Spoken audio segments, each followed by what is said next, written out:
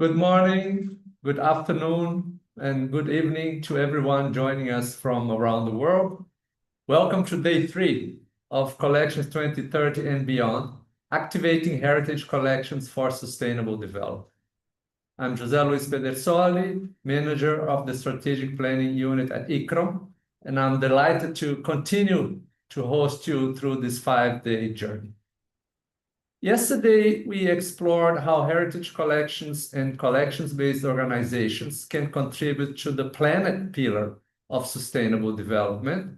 And by the way, the recordings of yesterday and the day before are already available if you want to watch them on the Apoio YouTube channel, and shortly would also become available on the ICROM YouTube channel.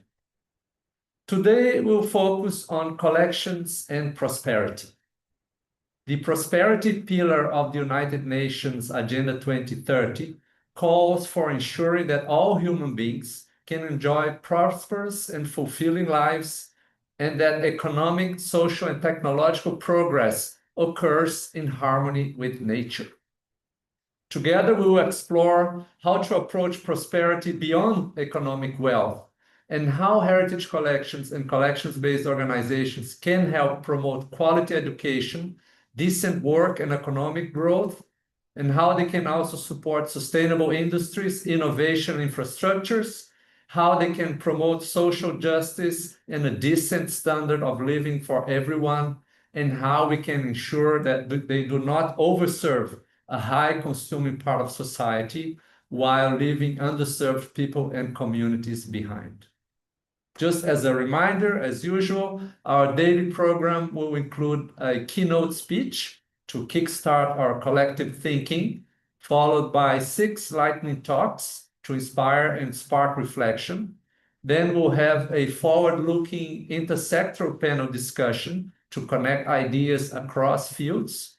And at the end of the day, an interactive breakout session where everybody, all the participants, all of you can engage directly with other participants and help shape the conference recommendations.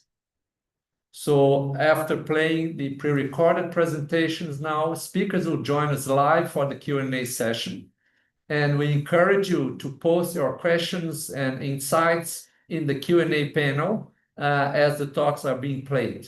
And please, when you submit a question, indicate which speaker it is addressed to. The intersectoral panel and the breakout discussions will be held live, and then offering valuable opportunities for real-time dialogue, collaboration, and co-creation. Messages from the organizers will appear in the chat. I see already several of them appearing, but please note that the attendees will not be able to post there. So if you have a question or insights, please share them in the Q&A panel. For enhanced accessibility, you can use Zoom's closed captions feature or follow the real-time translated captions available through the Wordly platform. Instructions have been shared in advance with the attendees and are also going to be posted here in the chat. Our visual communicator and storyteller will continue to capture key moments and messages of each day in an engaging illustration. This will be shared shortly on the conference website, so we'll be sure to direct you there. So when they are available, be sure to check how our conversations are being brought to life, both visually and also conceptually. Also, a big thanks to our team of digital volunteers from around the world that are invaluable support and help to make this conference happen. And we also encourage everyone to visit or continue to check the new partner matching section of the conference website.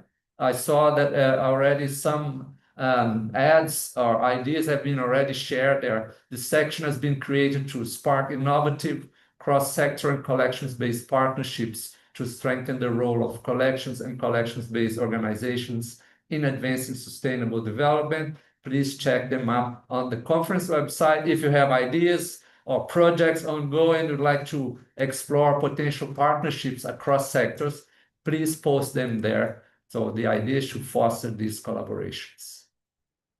Now let's start and let's turn to our keynote presentation. Just share my screen here to introduce our keynote speaker.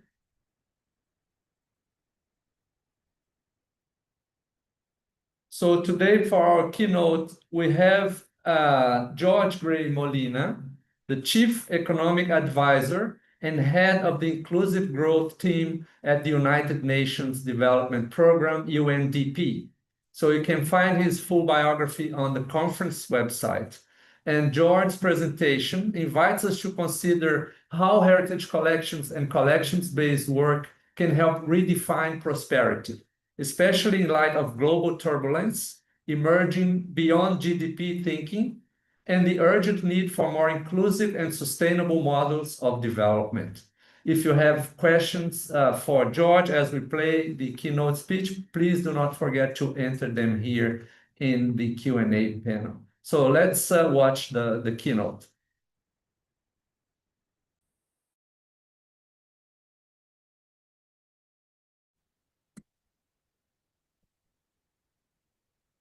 Greetings from UN headquarters in New York City. My name is George Gray Molina. I'm Chief Economic Advisor and Head of Inclusive Growth at UNDP.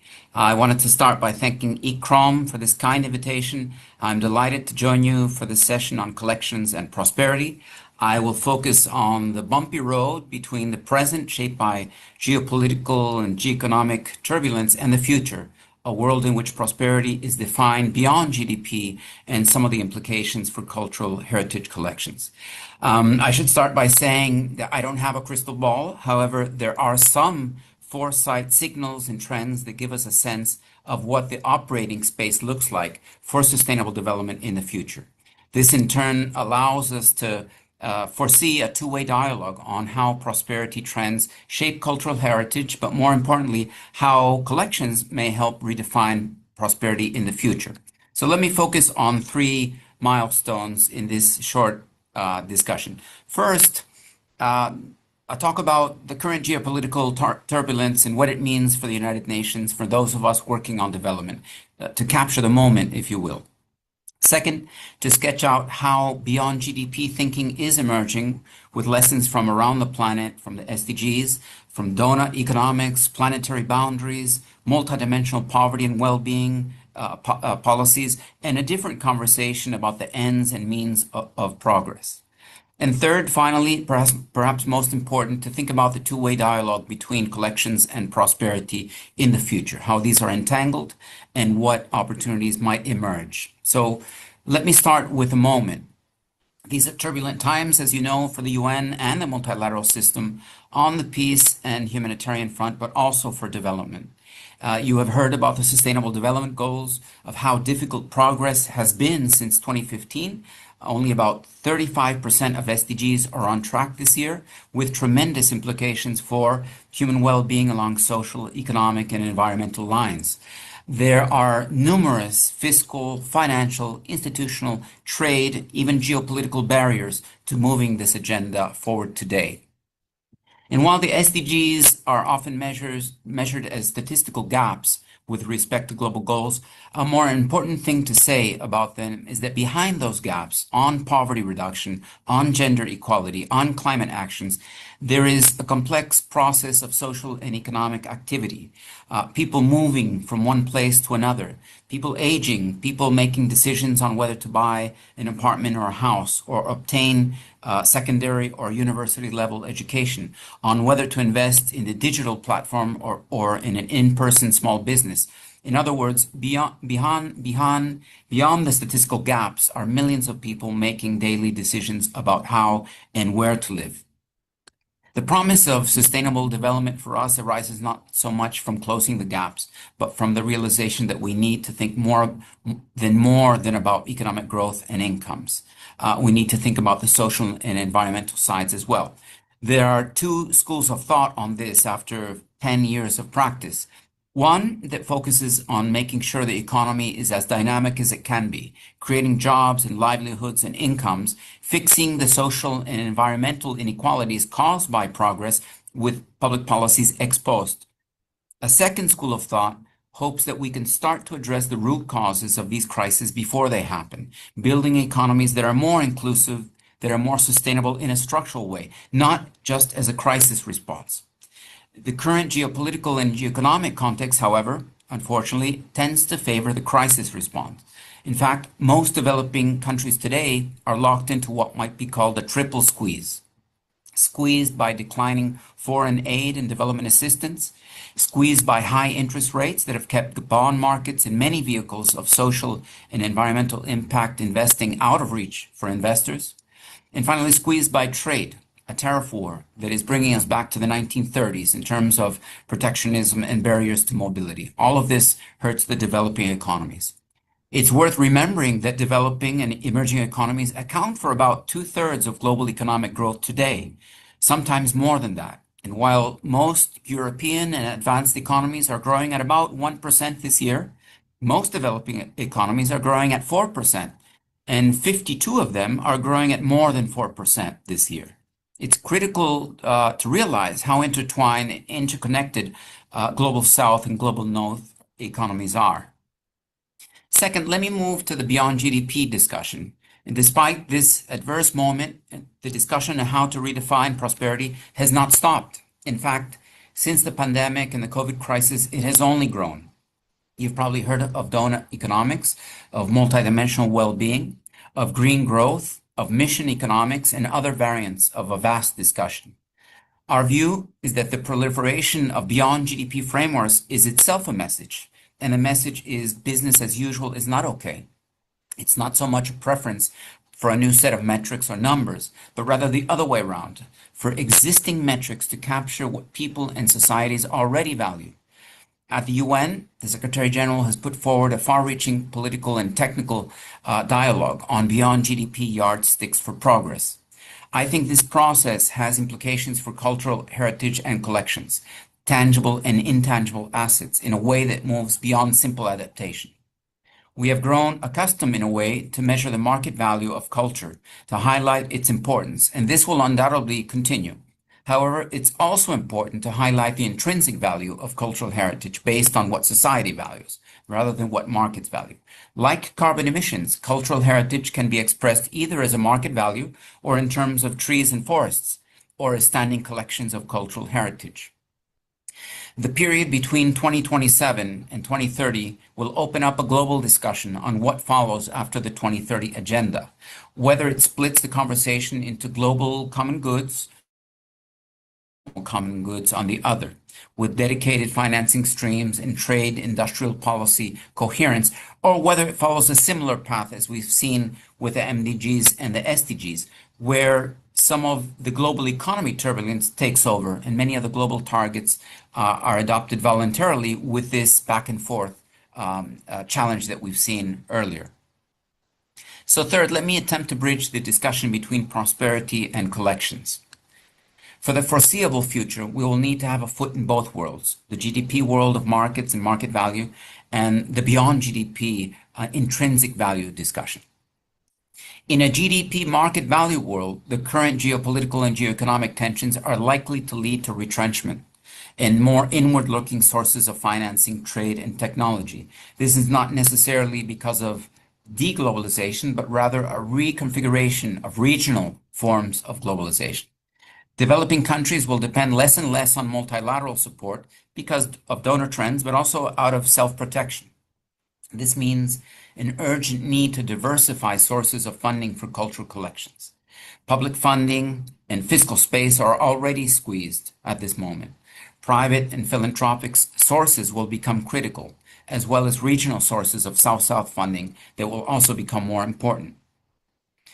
Second point is that multiplier sectors such as tourism and urban development will continue to be critical as they create a physical and geographic anchor for cultural collections. There is a question mark around digital and AI and its impact on cultural heritage, but also on cultural economies. In the short run, likely to be a wonderful opportunity to amplify cultural context. But in the longer run, a certain level of potential displacement in certain pockets and niches. That's something that affects all sectors of the economy as we move forward. In a beyond GDP intrinsic value world, there would be a dedicated stream of financing for global collective goods, including climate action, biodiversity, AI regulation, but also cultural heritage. And this ring fencing would be done by a coalition of the willing, in the understanding that perhaps at this moment, 193 country consensus is hard to deliver. Developing countries will access both global collective goods and national collective goods. Cultural collections should be able to stand on their intrinsic worth, with strong linkages to educational systems, regulated AI as an augmenter. And national public goods should be funded by new sources of financing, including digital service taxation, wealth taxes, and carbon pricing, with global taxation floors as envisioned by the OECD with the two-pillar tax deal, and differentiated carbon tax rates put forward by the IMF and many of the players at the G20. The connection between natural and cultural heritage will become stronger because both have extremely high intangible values. Both are directly related to well-being today and in the future, and both are not means of progress but ends in themselves. To wrap up, I believe the link between prosperity and collections requires some adaptation to the current turbulent context we live in, but we need to envision a future in which social, cultural, environmental assets are valued by their intrinsic worth. At the United Nations, this means adopting a beyond GDP framing for thinking, metrics, and policies. The task has been on and off in the international agenda since the Club of Rome in the 1970s and earlier discussions about basic needs in the 1960s, but it is back in full force today. I think we're starting to move in the right direction. Again, many thanks to all of you, to Ikram, for your kind attention. I will be joining you live shortly. Big thanks to George for this insightful keynote, setting the tone from the global perspective for our discussions today. So we'll now move to the Lightning Talk series with 6 presentations that will offer practical insights and inspiring examples of how heritage collections and collections-based organizations can support the prosperity pillar of sustainable development in different ways. So let me briefly introduce our speakers today. Just put them on the screen. So we'll start with Espera Donovossi, Program Officer for ICROM's Youth Heritage Africa flagship program. Then we'll have a talk by Mar Gaitan, who's a senior researcher at the University of Valencia in Spain. And the University of Valencia is also one of the co-organizers of this conference. Then we'll have a lightning talk by Te Arepa Morehu, who leads the delivery of strategic Maori projects, activities and outcomes at the Auckland Museum in New Zealand. That will be followed by a talk by Mogbolahan Idris Ayala, co-founder and managing director of IGA Nigeria Limited, which focuses on projects integrating heritage preservation with creative economic growth. We'll then have a talk by Igor Stefanovic, the coordinator for accessibility, cultural tourism, and indigenous peoples at the UN Tourism. And then last but not least, a presentation by Juana Alicia Ruiz, the director of museum and leader of the Mampuhan Weavers Museum of Art Memory in Mampuhan, Colombia. So this last presentation, just to give you a heads up, will be delivered in Spanish. So if you want to get ready and set up the wordly feature for the last presentation, please do so. Now we'll start then with the presentation by Espera, which highlights how youth-led museum initiatives across Africa are helping reimagine and reposition heritage collections as engines for sustainable development. Through ICROM's Youth Heritage Africa program, we'll hear how young professionals are driving innovation, community empowerment, and economic opportunity, thus turning collections into living assets for education, decent work, and global partnerships. Please remember, if you have questions for George and Espera and the other speakers, don't forget to put them into the Q&A panel so that we can take them afterwards. So let's watch Espera's presentation.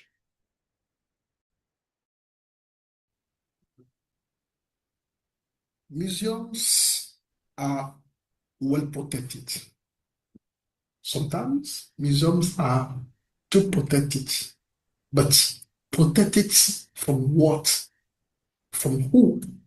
Mostly protected from people and communities. But also, and we agree that museums need to be in a very safe spaces and controlled environments for the collection to remain for austerity.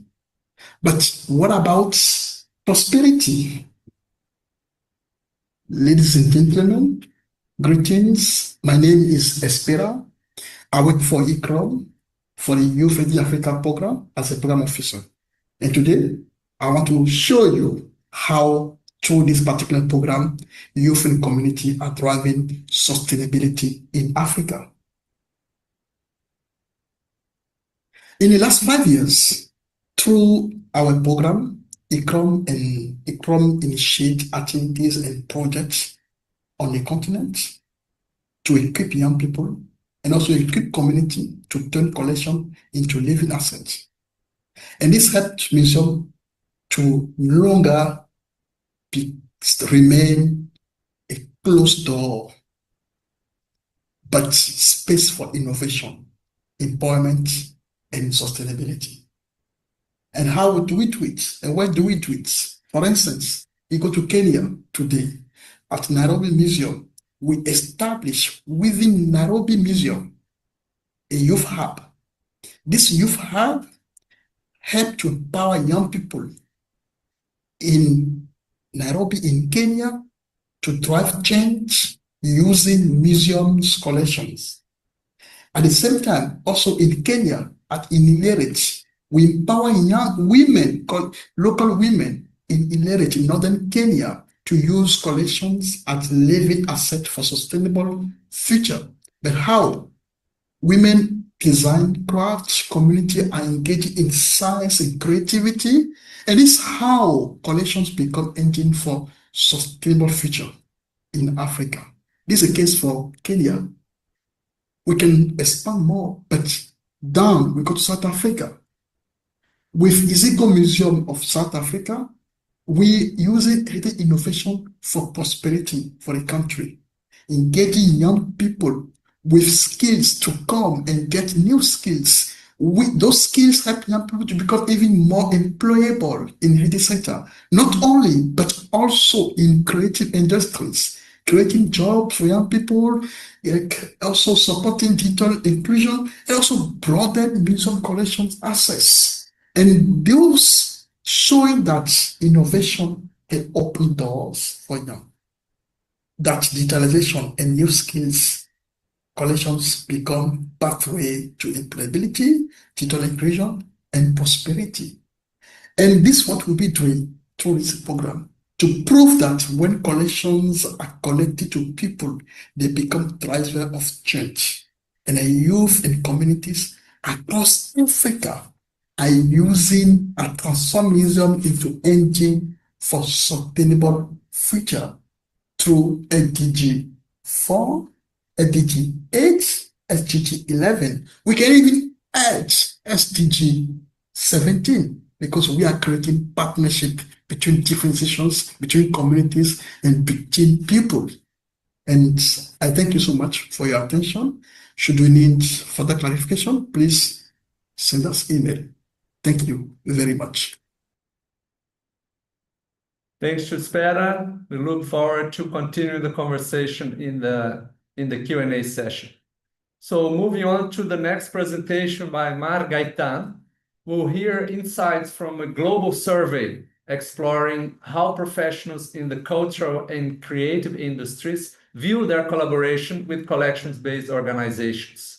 The findings reveal the powerful educational and creative potential of heritage collections and highlight new opportunities for joint action aligned with the SDGs. If you have questions again for the speakers, please don't forget to add them into the Q&A box. Let's watch Mar's presentation.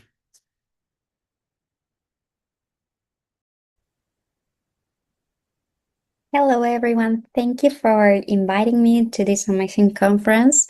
My name is Margaretine, and I'm a senior researcher at the University of Valencia. And today I'm going to present you Cultural Wealth, Leveraging Collection and CCIs for Sustainable Development.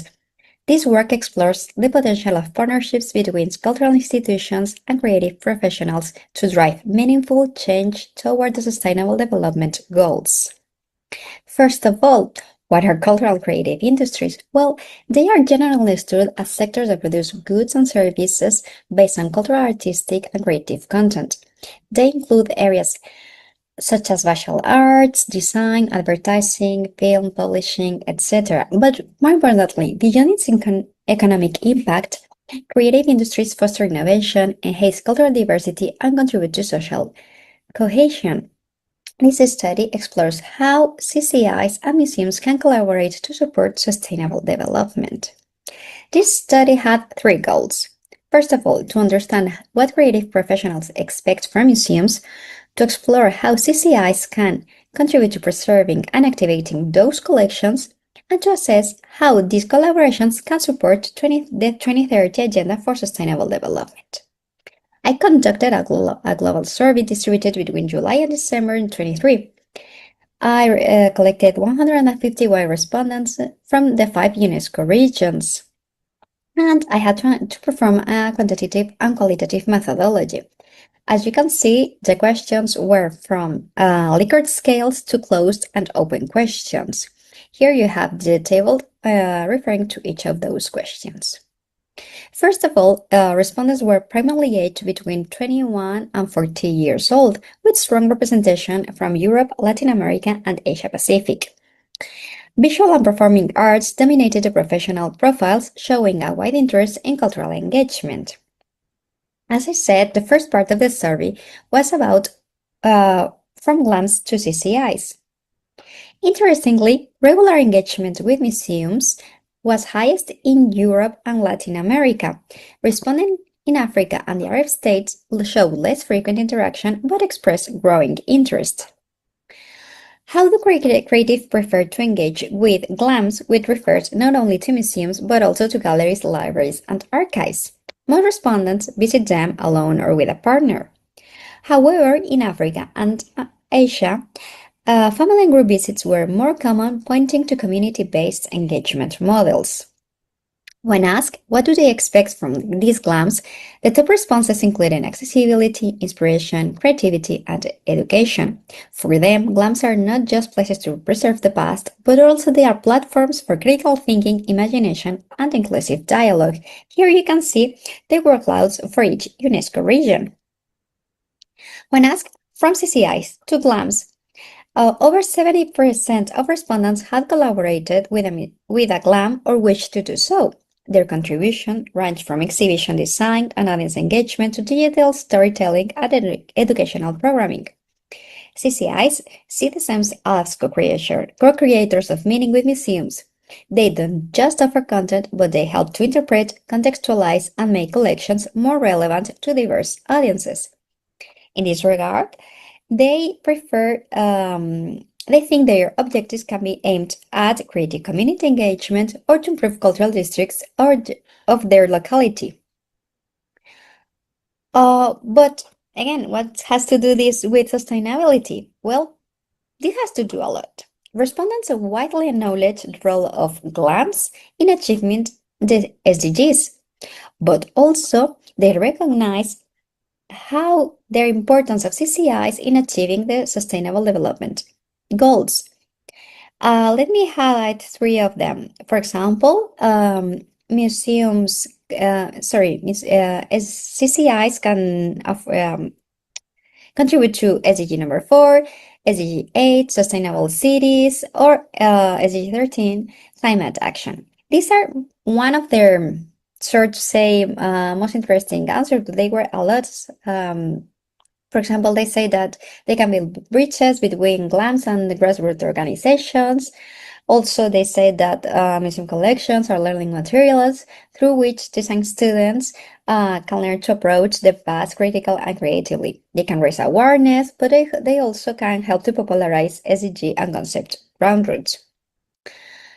In general, respondents call museum bridges between the past and the future. They ask for more openness to digital tools, co-creation, and underrepresented voices, which is highly important. But also regional variations emerge. For example, in Europe and Latin America show high institutional involvement, whereas in Africa and Arab states, they highlighted the need for more access and opportunity. To wrap up, museums and creative industries, and sorry again, not only museums, but also galleries, libraries, archives, and museums, are natural allies in sustainable development. There is a strong foundation for collaborative frameworks. To do so, we can foster long-term GLAM-CCI partnerships, integrate them in planning, prioritize inclusive SDG-aligned projects, and support regional capacity building and co-creation. These pictures are the examples of the liaison between CCIs and textile museums, for example. In any case, thank you for your attention. And this is not just a study, it's a call to action. If we want our cultural institutions to remain relevant and resilient, collaboration with creative industries must be at the heart of their mission. I'm happy to take your questions and hear your thoughts. Thank you very much. Thanks to Mar. So we'll continue that conversation in the Q&A session when she'll be joining us live. So moving on to the next presentation, in which Te Arepa Morehu challenged us to rethink prosperity through the lens of indigenous-led collections work.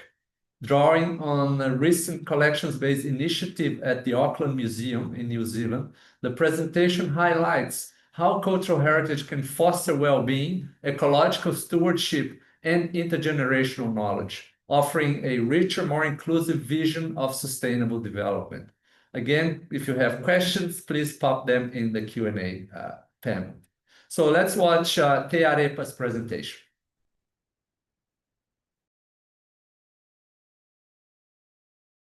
Tēnā koutou katoa, ko Te Arepa Morehu tōku ingoa, he tūmaki Māori ahau ki Tāmaki Paengahira.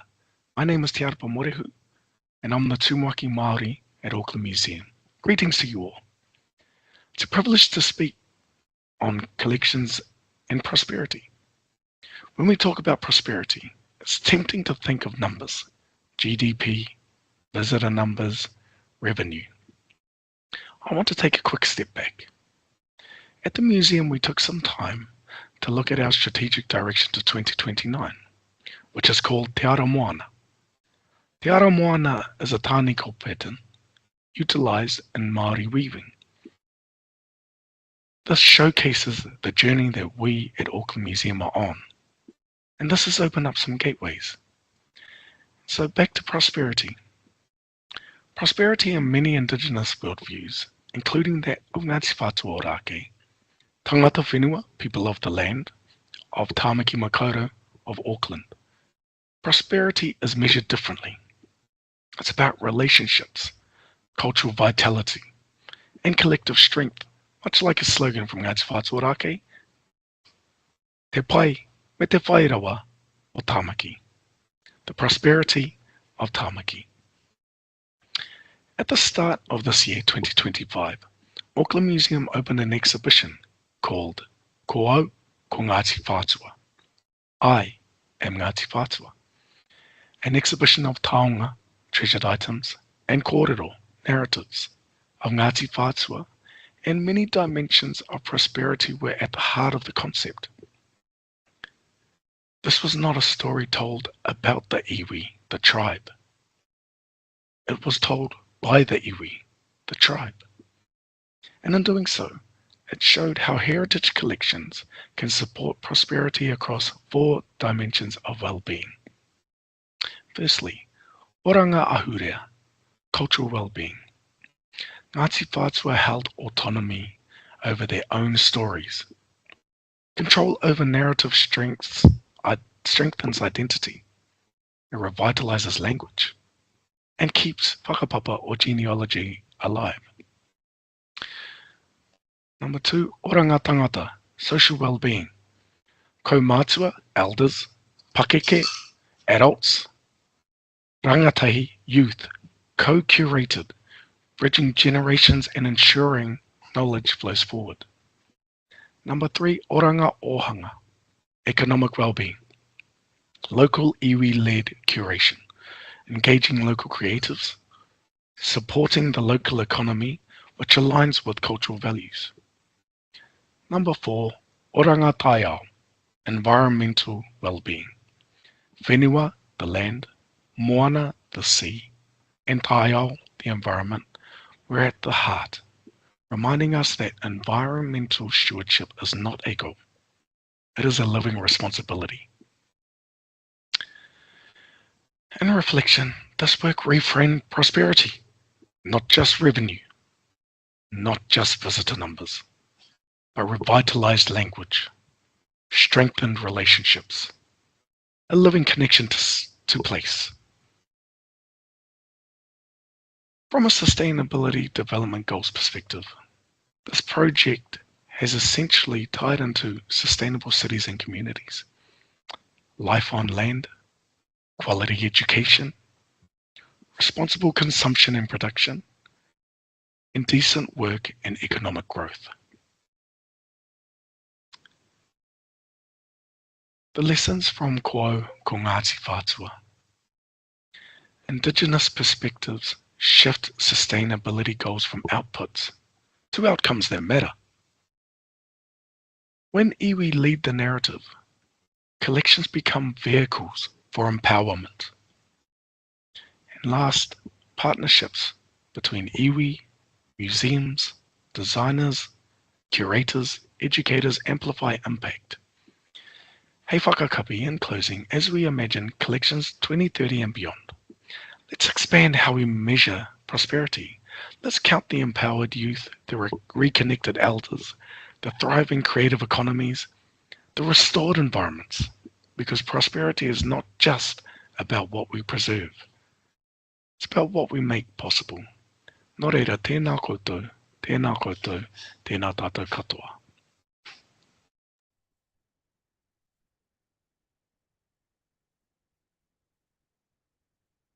Okay, big thanks to Te Arepa for such an inspiring presentation. So we hope to have him joining us for the live Q&A session shortly. So now we move on to the next lightning talk by Mogbolahan Idris Ayala, which showcases the Ikorodu Cultural Heritage Trail in Nigeria, an inspiring example of how heritage collections, community engagement, and cross-sector partnerships can drive and support sustainable tourism, create jobs, and promote also environmental stewardship in alignment with the SDGs. So if you have questions for Mo and also for the other speakers, again, please put them in the Q&A panel so that we'll have a richer discussion after the presentations. Let's watch Mo's presentation now. Hi, my name is Mogbolahan Ajala, popularly called or known as Mo. I'm an architect and urban planner with over 16 years working experience across Nigeria. I started out working at the regional level in Lagos. I moved up to the federal level working in Abuja, and I've now operate as a consultant who advises federal and subnational governments across Nigeria. I'm very happy to talk about the connection and the bridge between tangible and intangible heritage urban landscape in Nigeria, which is pretty much the work that we do at IGA Nigeria Limited. At IGA Nigeria Limited, we are an urban planning and public infrastructure consultancy where we advise public sector, advise local communities, and we particularly focus on collation, documentation, digitization of the vast intangible and tangible heritage landscape.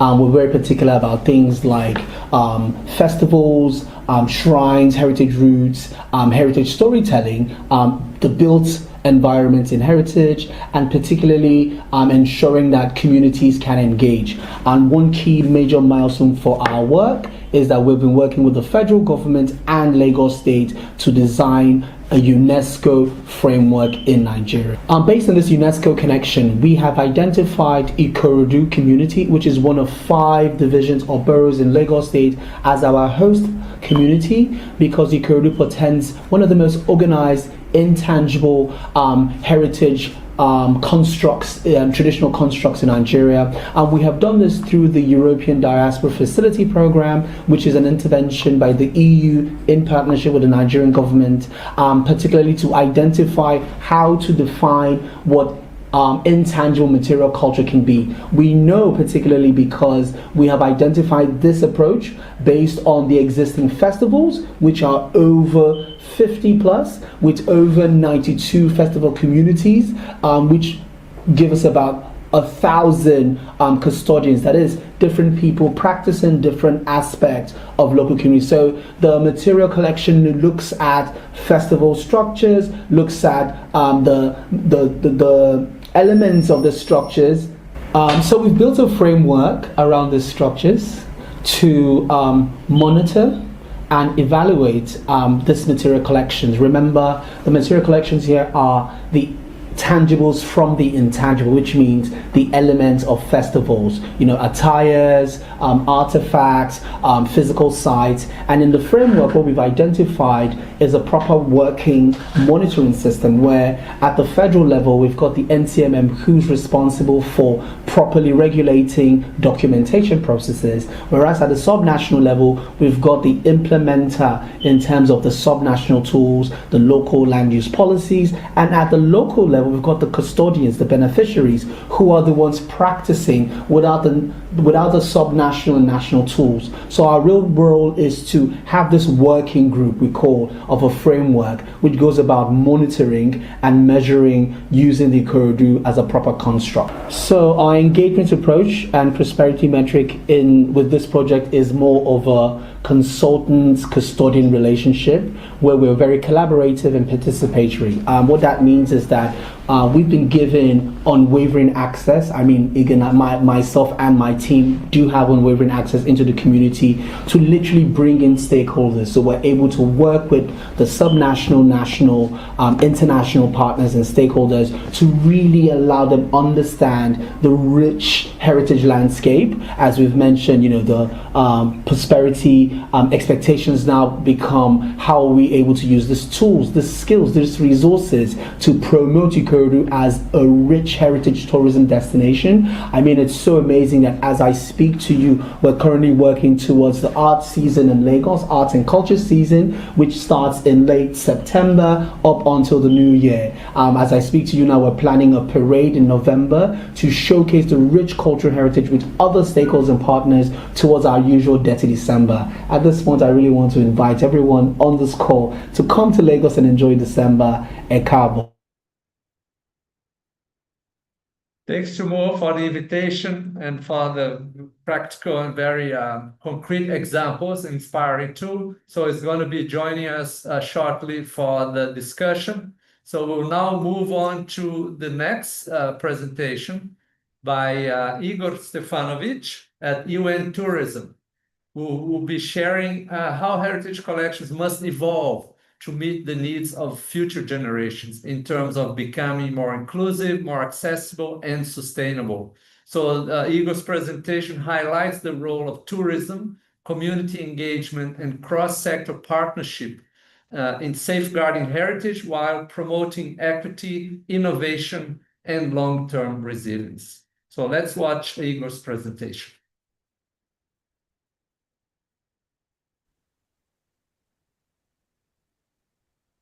The importance of heritage collections for the cultural tourism sector is immense. Normally in our sector, we measure the success of tourism and also the success of cultural institutions by the visitor numbers. But there are also many other indicators beyond the economic criteria that would define how cultural institutions and heritage collections, museums, libraries, archives can also bring along more prosperity to the local communities. How can they be beneficial first for the communities and host communities in which they're placed, but then the visitors who will come, because visitors come and go, but we need to make sure that the heritage collections are made sustainable for future generations of the local communities first. When it comes to heritage collections, we should think about some of the pending challenges that we have in our sector. That's why UN Tourism is promoting accessible, responsible, and inclusive cultural tourism that also needs to trickle down to the heritage collections, which should be part of the tourism experience. We should change the narratives in many museums because originally they were kind of the Western concept of the high culture, but we should have more indigenous stories, the stories of cultures that used to be sometimes denigrated or even looked down by some other sectors that should be more present in the heritage collections. For example, indigenous cultures in the global south. There are also indigenous cultures in the global north, but in the global south, there are millions of people who pertain to indigenous peoples. We should also make heritage collections more accessible. We should apply more universal design principles because it's not only about adapting the physical access to institutions, and heritage collections to make them more adapted to people with physical disabilities. It's about a broader concept of making these institutions accessible also for people with any other specific access requirement and the seniors and people with cognitive impairments, because this is a huge demographic group that sometimes is kind of cut out from the museum and heritage collection visits. We should also think about the responsible management of museums by the local authorities, by the governments, by the destinations and cultural heritage experts, and also people in charge of tourism planning, where it's key to have partnerships, because some of the museums that have focus on the urban areas, which is kind of normally the main magnet for tourism flows, have major visitor management issues because they're located in extremely popular destinations that sometimes have this worrying concept that we call, under inverted commas, over tourism, that just requires better management. But the institutions cannot tackle this problem on their own. We need partnerships in order to make these institutions prosperous for future generations. Thank you. I look forward to the discussion.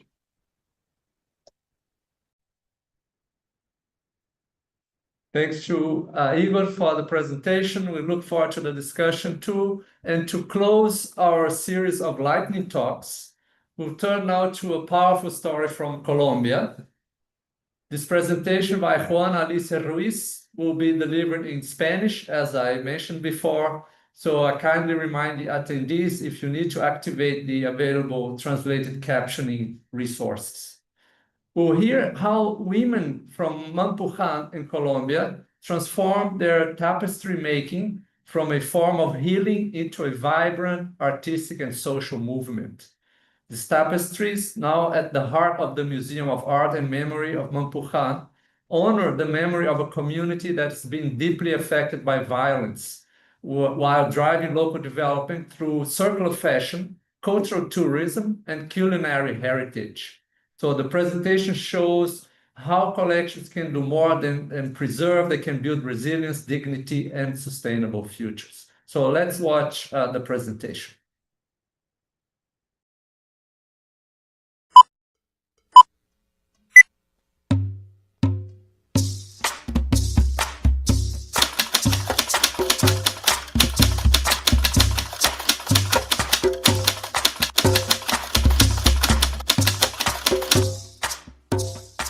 Estás a punto de iniciar tu recorrido por el Museo de Arte y Memoria de Mampujan. En esta zona donde estamos precisamente, hacía unos 2 kilómetros, que es donde inicia el arroyo llamado Mampujan, que existía un cacique que llamaban Mancomuján, el cacique indígena, y de ahí surge el nombre de Mampujan.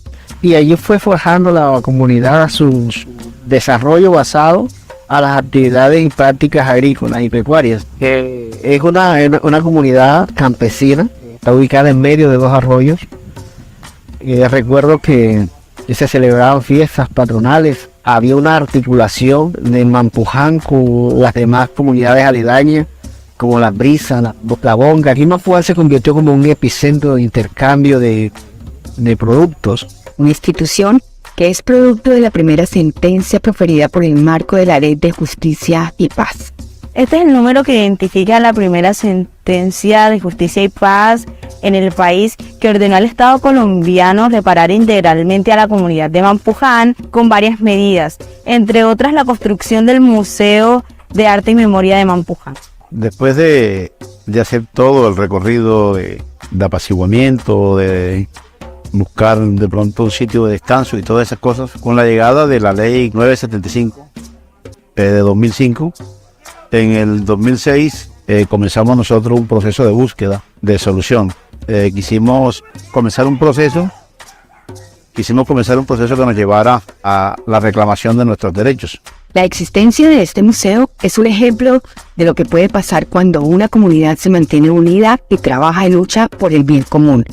Han sido muchos los líderes de Mampuján que han promovido la iniciativa de este museo para que nunca olvidemos ese episodio de nuestra memoria nacional, pero sobre todo para que aprendamos de la resiliencia de estas mujeres y hombres que han luchado por más de 20 años por volver a sentirse seguros al recorrer su territorio.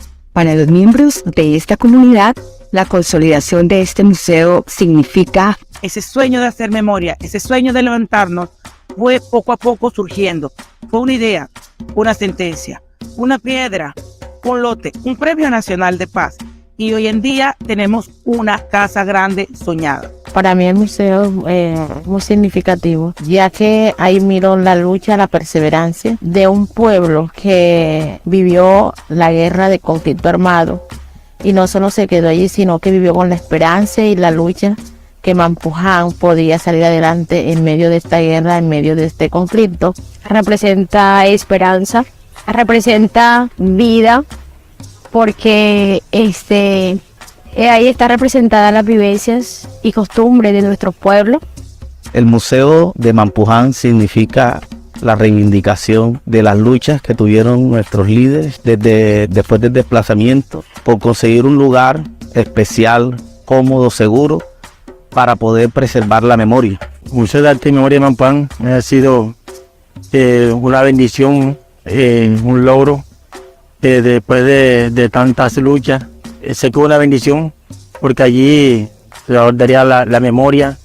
Hacerlo posible es gracias al esfuerzo de hombres y mujeres que vencieron la desesperanza.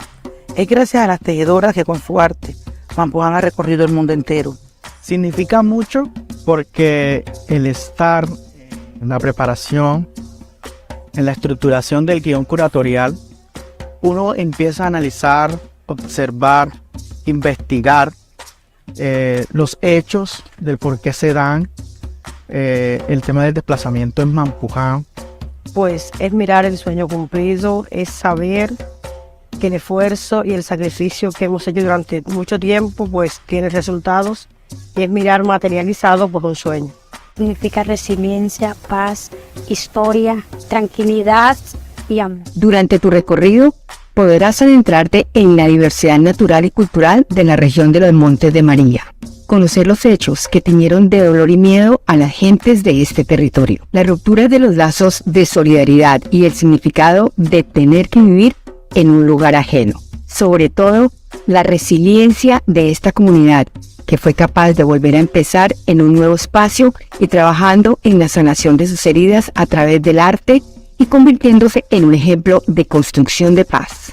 A través de su colección conocerás las historias y memorias de este territorio, la crueldad y el sufrimiento que el conflicto generó en miles de familias colombianas. El Museo de Arte y Memoria de Mampuján no solo representa el triunfo de esta comunidad, sino el triunfo de la conservación de nuestra memoria colectiva para las generaciones presentes y futuras. Un espacio para la reparación simbólica y la justicia restaurativa como eje central en la región de los Montes de María. Bienvenidos a Mampuján. Y no olvides que en Mampuján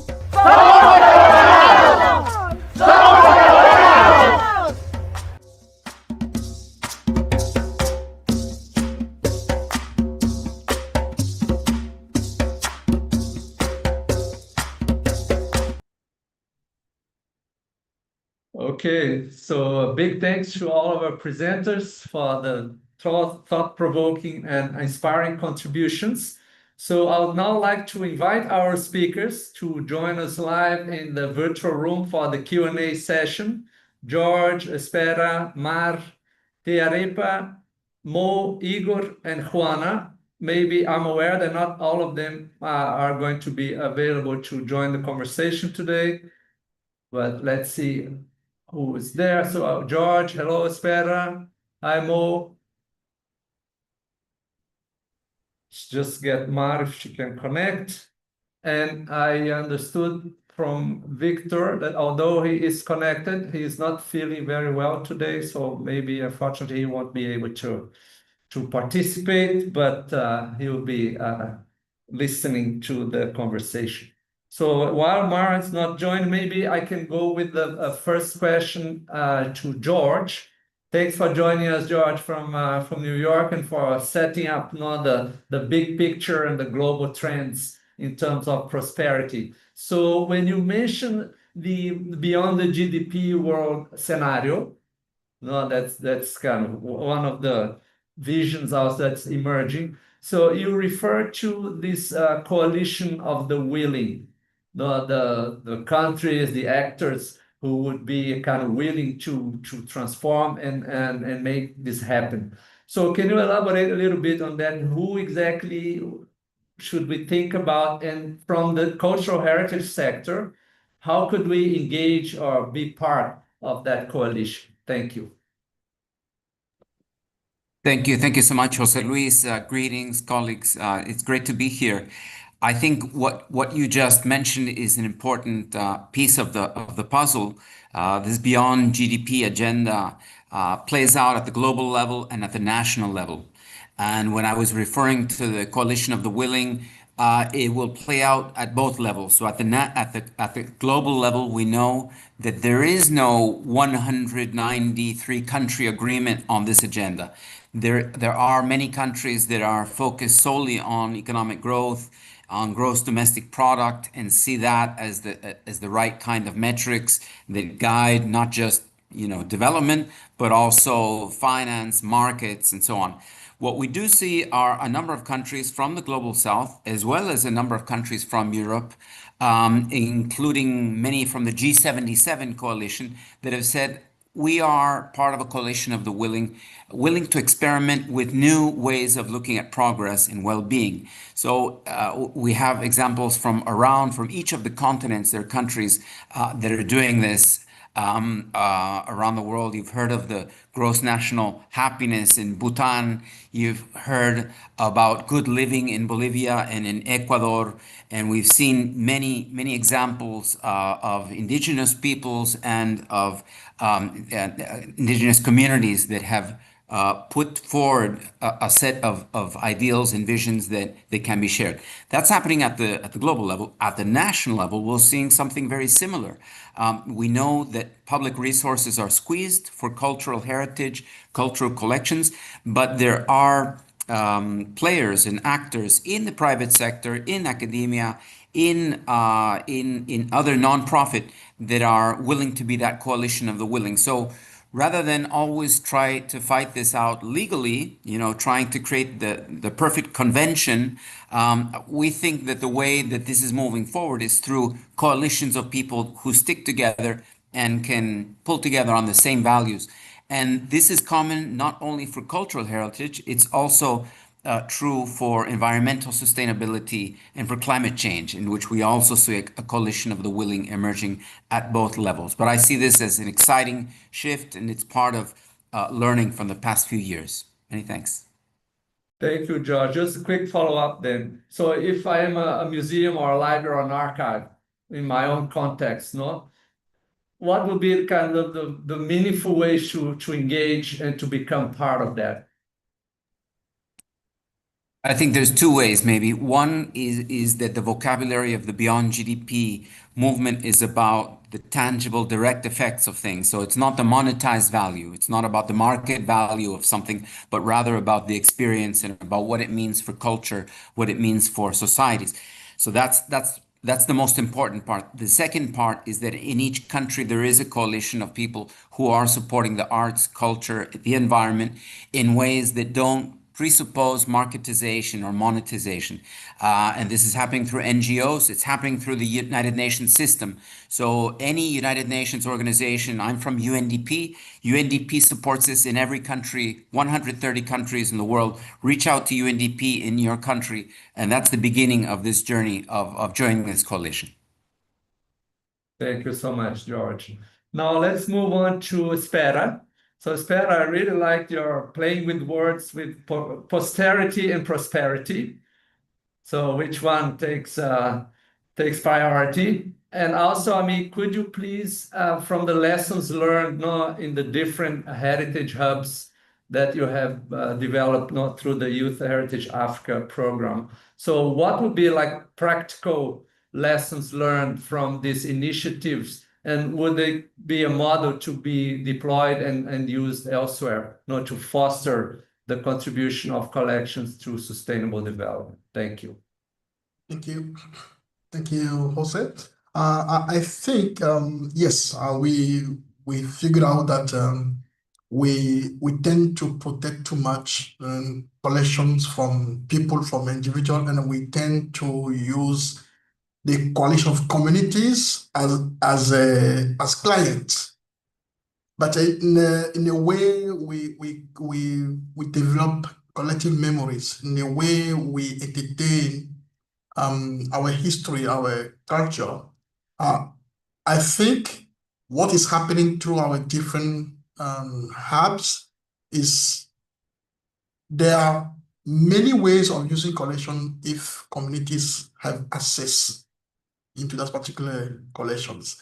If community are somehow engaged in a participatory approach in how do we even interpret those different collections, how do we engage even the visitors through those collections. So the museum, they have opened the door to communities and mostly to young people. And then when you engage young people, the possibility, the potential is endless. And in Africa, we've seen how creativity, not only supporting this protection, we can protect collections without removing people away from it.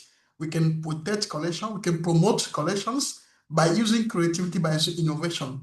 That's what young people try to do in South Africa, in Kenya, in Rwanda, in Egypt. And then as we talk about prosperity, yes, we need to show what is the potential of those collections. While we are busy keeping them for posterity, let's see how young people can use them right now, because posterity as well is also in the hand of young people. So to get there, that we need to have a kind of a easy life for community to know that the culture can contribute to a daily living. Not only, like, I like the idea of not seeing culture as money-based products, but with culture, we are able to design different activities, different initiatives, different projects that can help community to survive and help community to make a living out of those particular collections. And then in Africa, the model I want to point out, for instance, is the model in Nairobi. In Kenya, for instance, you may know about Nairobi Museums and NMK, which is kind of the biggest museum in Africa, one of the biggest, yes, in Africa. And within that particular museum, there's this small room that was free up for young people to say, hey guys, we have a space for you here. What can you do to add value to the museum work? Removing museum from being conventional and make it accessible for young people have completely changed the museum experience in Nairobi. Anybody going to Nairobi Museum today are allowed to experience how young people are transforming those even collections into a living asset, interpreting in a different way those collections, even performing those collections.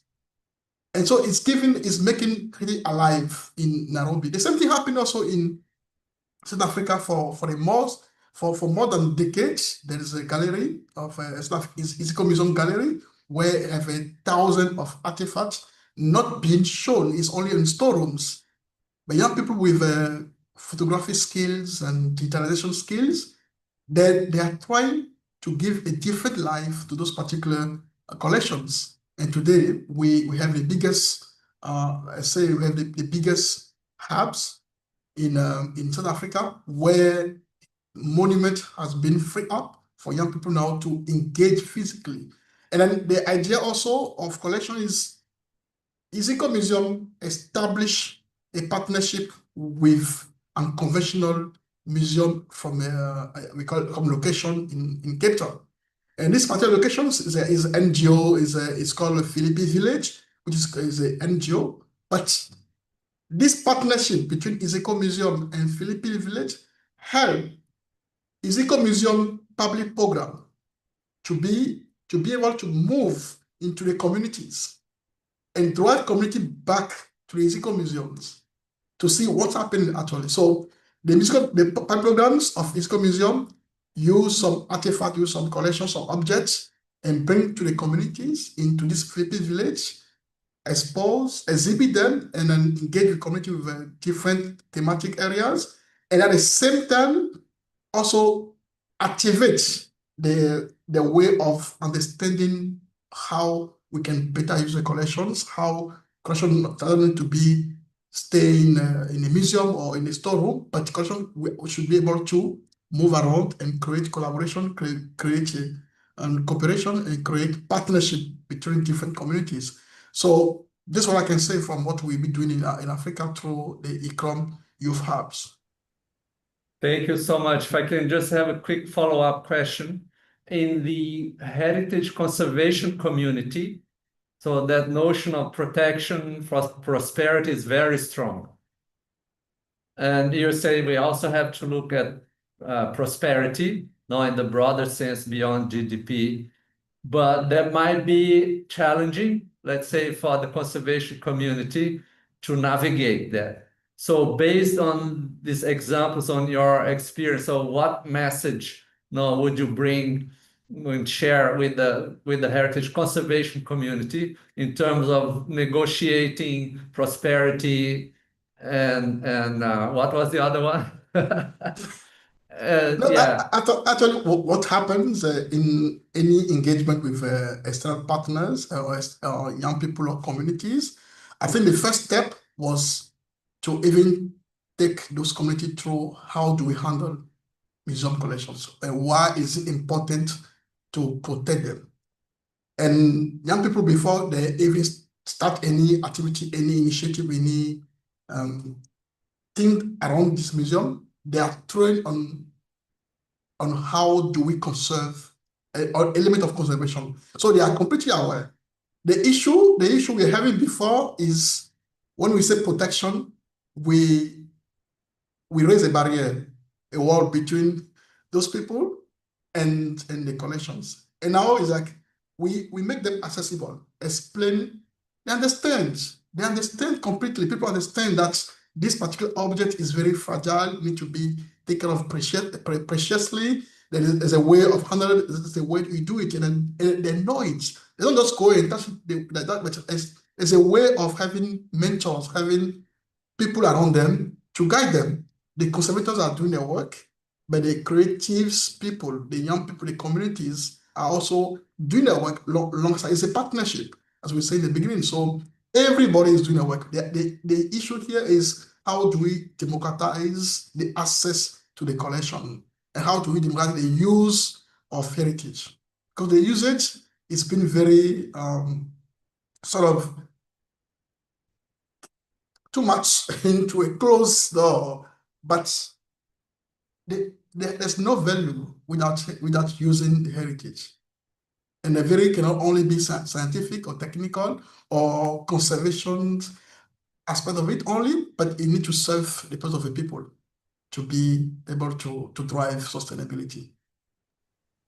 Thank you so much, Fer, for those insights. Now, if we can move on to Mar. Thank you, Mar, for being with us today. So the question here is from your research on the interface between GLAM sector, so gallery, library, archives, and museums, and the culture creative industries. No, you had a look and you kind of consulted with both sides. So what would be your tips for both the GLAMs and the CCIs to engage and connect more with each other? Thank you. Thank you, Jose Luis. Thank you, everyone. to listen each other, but to actually listen. I think what there's a problem, especially in both sides. Like, we tend to think that we have the truth in the cultural heritage sector, in the GLAMs, like, hey, I want to do this and just do it, right? But with the CCIs, I found the same, that they really want to do some things, but they don't know how to actually approach. So if we actually listen to each other, something as basic as listen, and to actually sit in the same table and see what are our needs, what are their needs.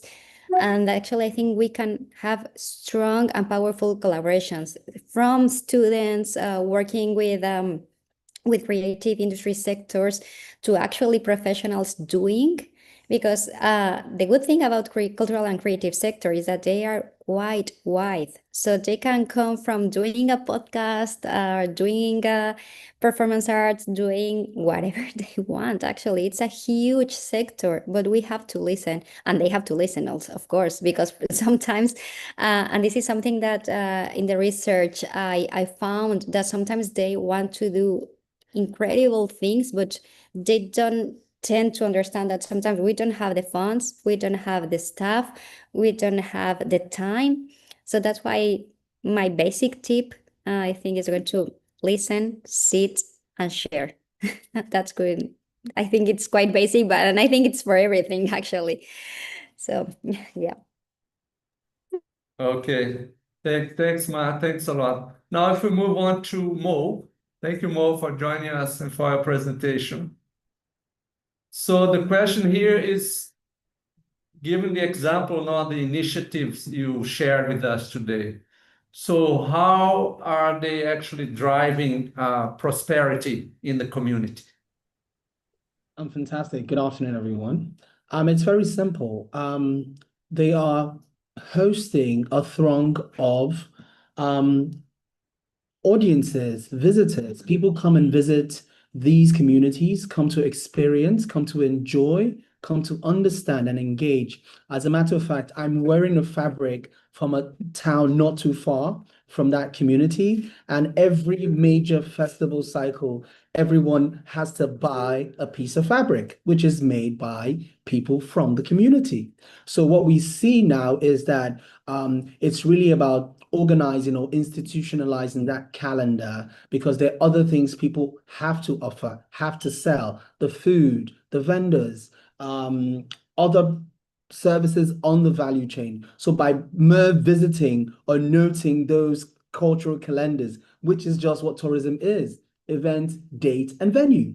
So what we are seeing now is that these living heritages are now coming to the fore. People are now better appreciating them. People, the biggest audience that we do have is the diaspora. And like I mentioned in my presentation, we've just entered diaspora season. People start coming back home from this month up until the new year. And the reality is more about collaboration, more about understanding, more about structure. But we do have an opportunity, a sandbox, where people are able to offer a lot of value add around this living heritage, around this opportunity to showcase what is original, what is authentic, what is African, as it were. So the opportunity here is that you're creating a marketplace, a market base for people to come and consume culture, come and consume originality. Thank you. Thanks, Mo. A follow-up on that one. So based on this example, on this experience you have had, so thinking globally now in general, so how can we ensure that people have decent work and decent jobs, when they engage in this type of initiatives? I think it's the key word again about structure, and I say that because, and I like what Espera has said about the programs in some of these major hotspots. If I can lend a leaf from there. I just finished training some of these custodians, and the first feedback they gave was never did they ever think anyone would see them worthy of being trained. And I trained them in digital tools of how to document their heritage, how to document the music. I think it's very simple about localizing practices, localizing global experiences. As a matter of fact, the world is still yet to integrate itself with itself, in the sense that, yes, the world is connected, but there's still so many communities and engaging opportunities to connect on. So in terms of distant work, we are literally seeing the opportunity for people to be retrained, upskilled, supported in capacities. I mean, I just generated a digital library of artifacts, which I'm going to put up on a website and perhaps share in the coming weeks, because these people are now very happy to share their knowledge, share their assets, because they now understand the role of technology, the role of AI, the role of, these tools that hitherto were something not known to them. So we see the opportunity about capacity building, training, upskilling in terms of opening up. They have the assets. We're just enabling them, showcase it, and then becoming more attuned with economic opportunities. Thank you. Okay, thanks. And we are running a little bit behind schedule. So at this point, I wish to thank our speakers for your thoughtful contributions. Also acknowledge here the presence of Igor, who unfortunately wasn't able to join the conversation, but big thanks for his presentation. And thanks to everyone who shared your questions and reflections in the chat. If we didn't get your question, please rest assured it's noted and we'll inform the discussions ahead. And with thanking our speakers, we'll now take a 10-minute comfort break before we reconvene for the live intersectoral panel, where we will connect ideas across fields in real time. So see you back here shortly. Big thanks, everyone.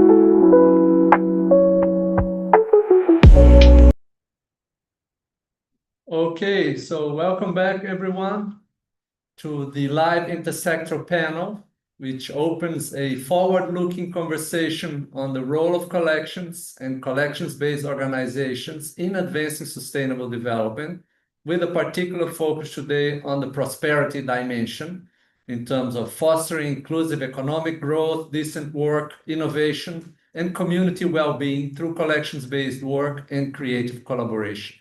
To moderate this panel, I'm delighted to welcome my colleague, Alison Heritage, Project Manager for Strategic Planning and Research here at ICROM. So Alison has been leading a number of initiatives on heritage and well-being, and also on cultural capital valuation, which strongly resonate with today's topics. So Alison, the floor is yours. Thank you.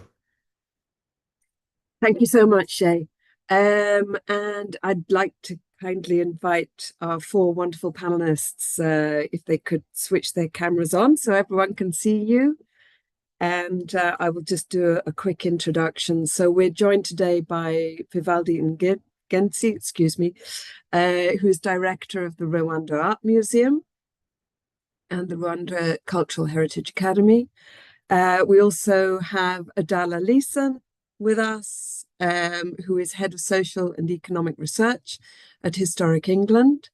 And I also see Katerina Trapkina, excuse me, I'm sorry, stumbling over my pronunciations today, who is the coordinator for culture, creative industries and global events at the Organization for Economic Cooperation and Development, known to many of you as OECD. Welcome, Ekaterina. And last but certainly not least, we are joined by Leslie Weir, who's the president of the International Federation of Library Associations and Institutions. So welcome to you all.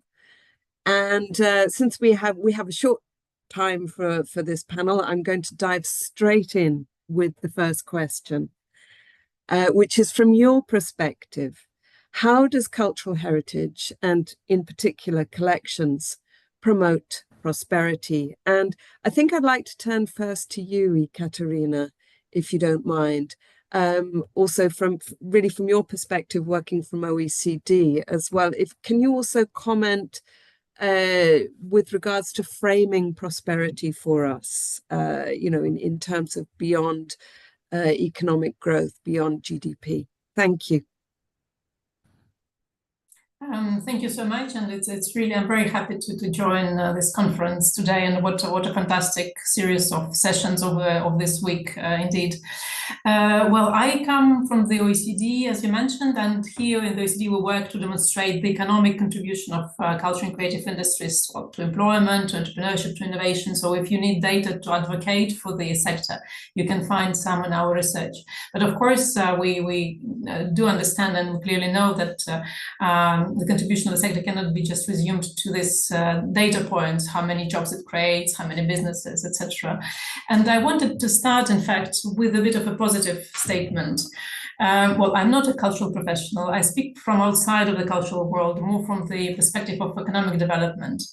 And in the fact of the past few years, we have seen a shift in the understanding and recognition of the role of collection-based institutions as drivers not only of economic, but also of social development.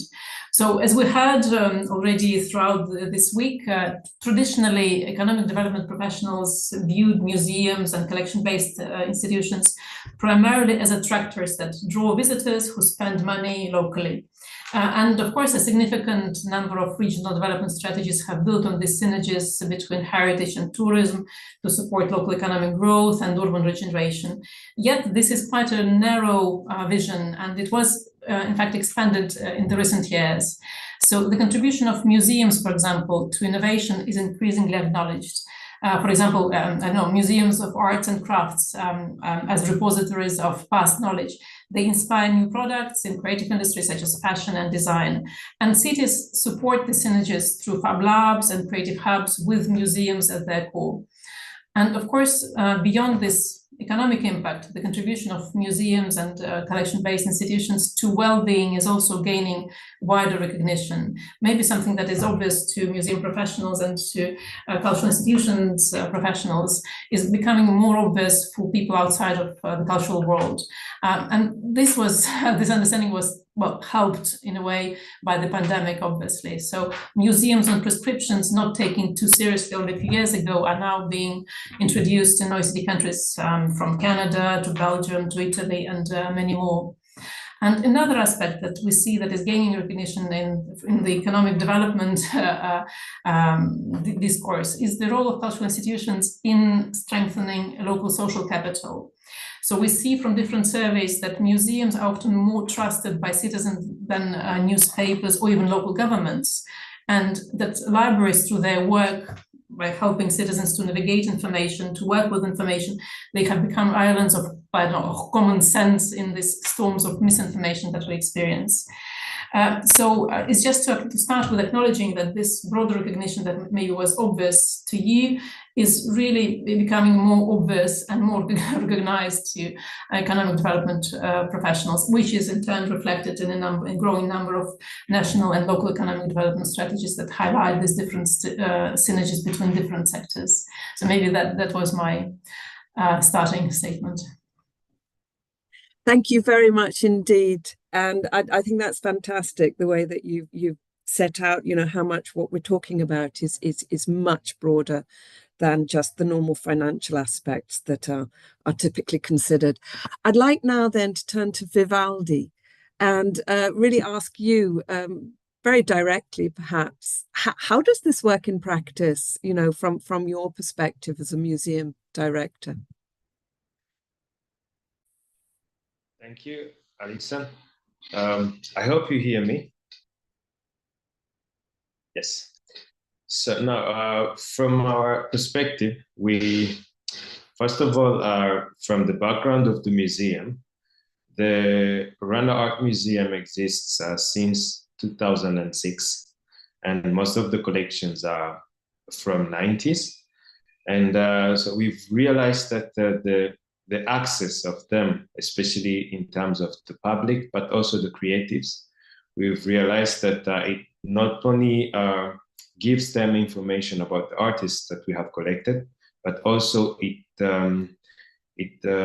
inspires them to create more.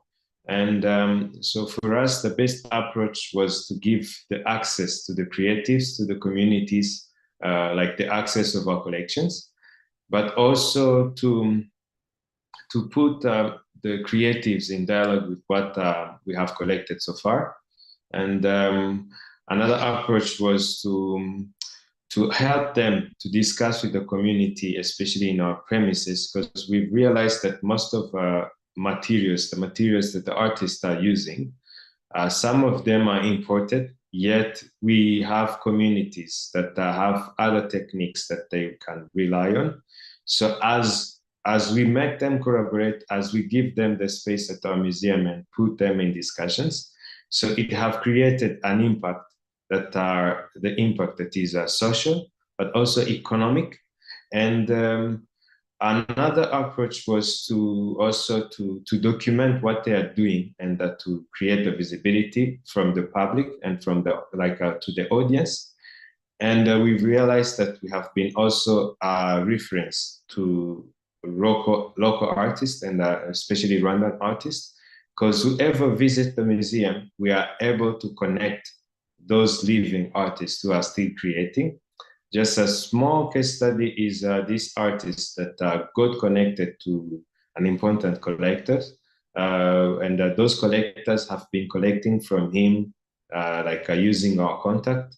And this is the third time. Now I have the artworks in my office they are coming to pick.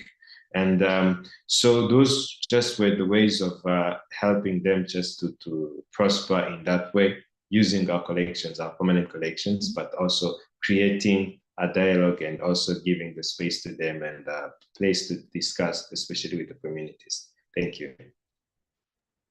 Thank you so much, Vivaldi. And that sounds really exciting work, actually. And I was very struck there also about how you really emphasize, we talk about access and getting the public in, but also really getting those creative actors in as well, and using that then as a space to connect and innovate. I'd now like to turn to Leslie. And Leslie, I can't see you on my screen. I hope you're here with us.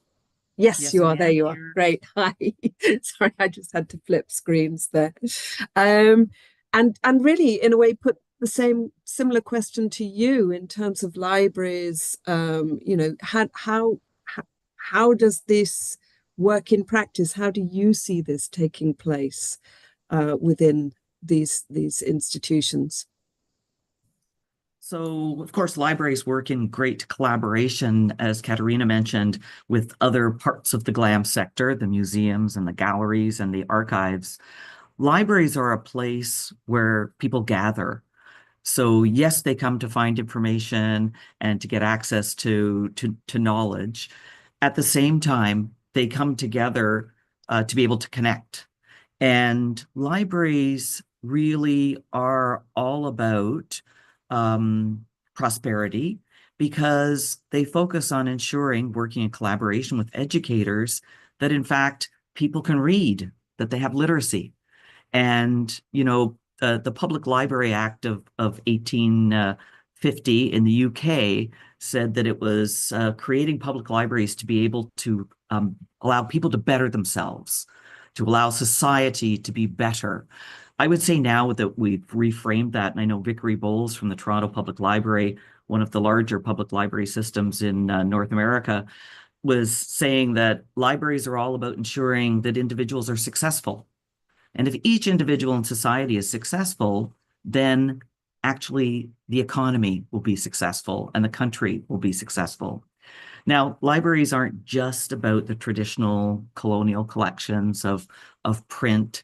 It's also very important that libraries reflect the cultures of their country, and that they are also capturing the oral histories, the ceremony, the music, the dance.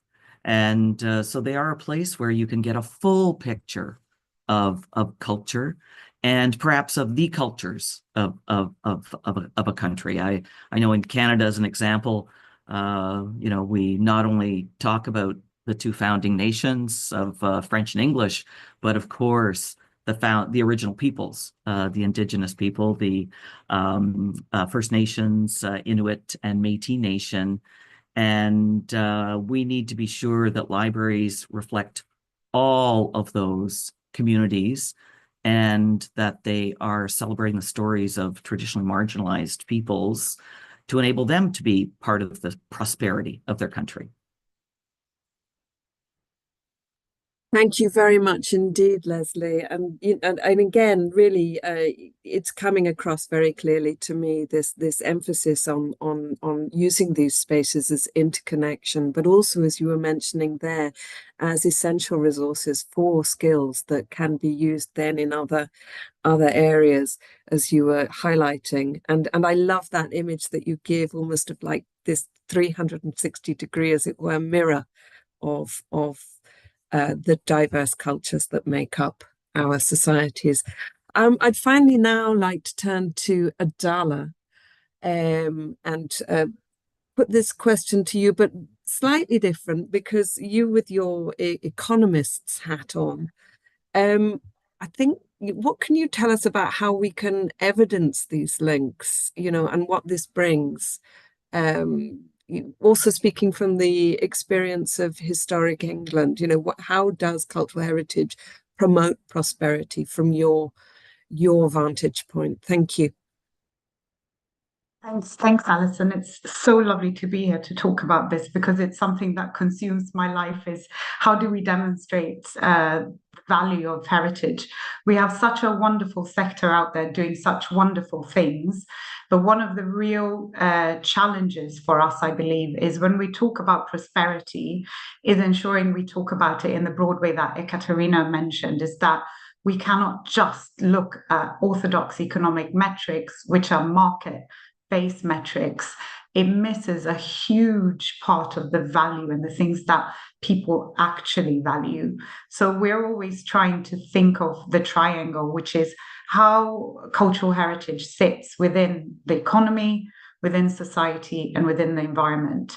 So for many years now, we've been commissioning, undertaking, reviewing lots of research, publishing it through a publication series that Historic England has been doing since 2002 called Heritage Counts.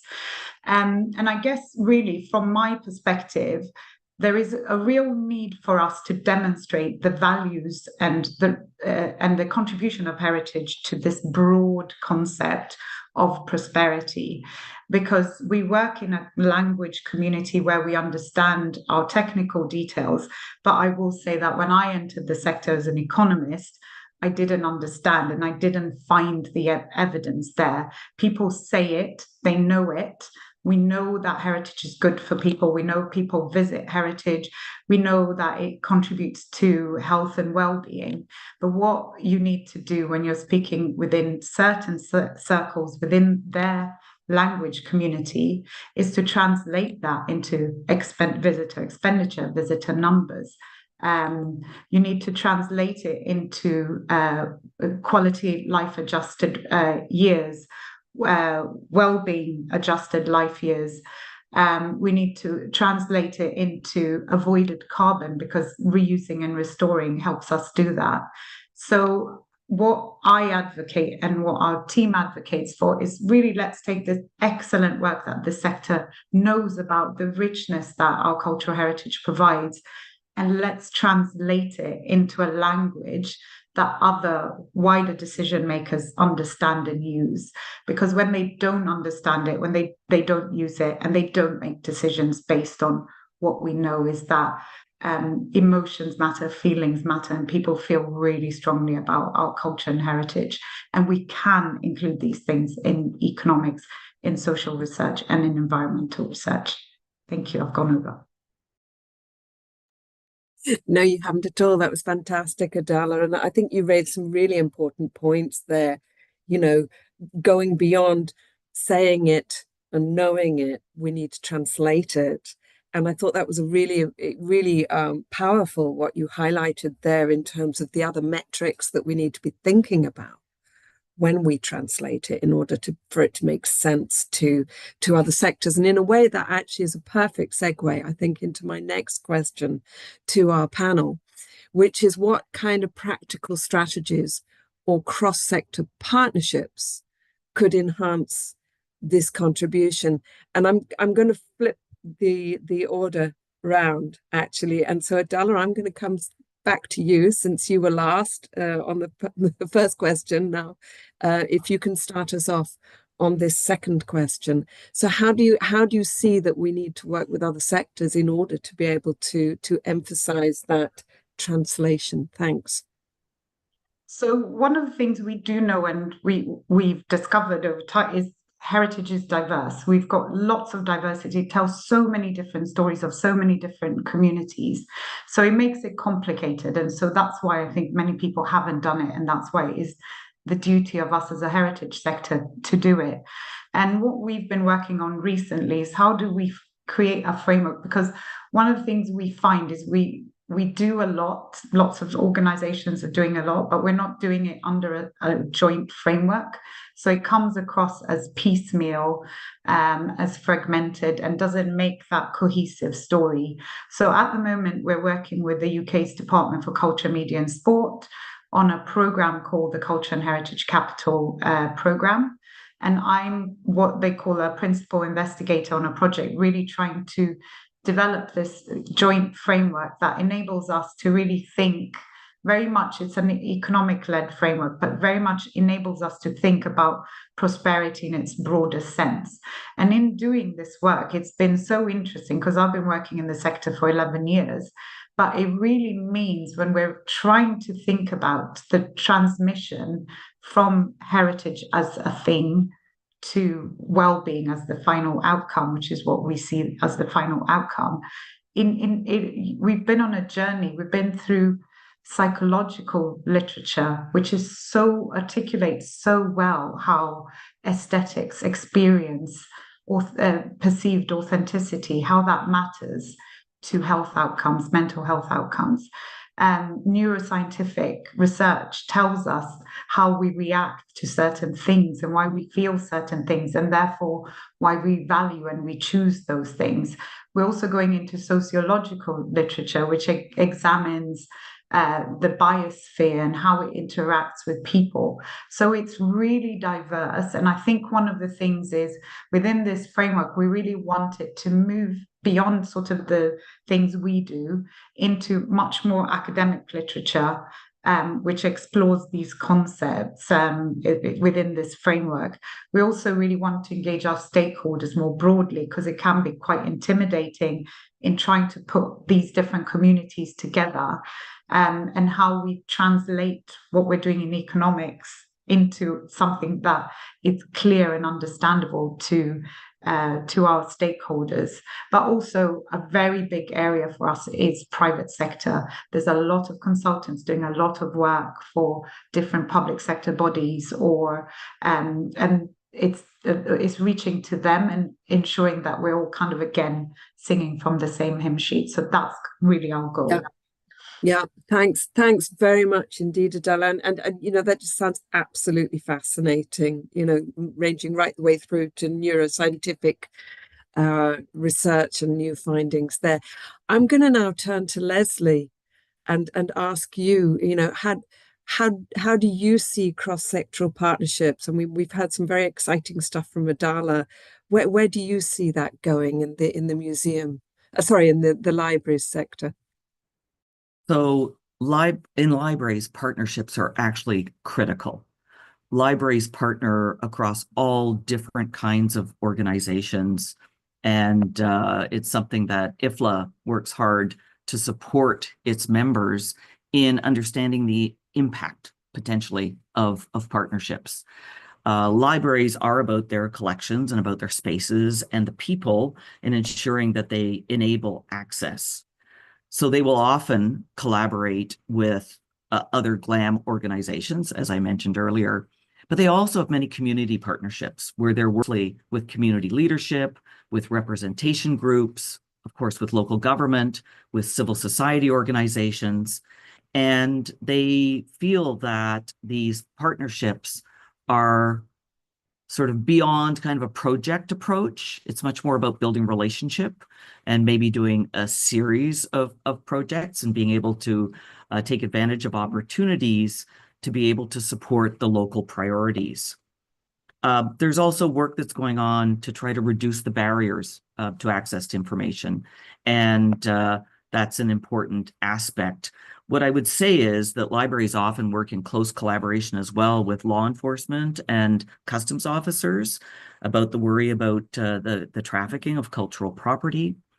They also work with local authorities around the formulation of artificial intelligence policies, trying to make sure that artificial intelligence can be used in an ethical way to be able to serve society, and are quite focused on the challenges that we have today in terms of sustainability and climate.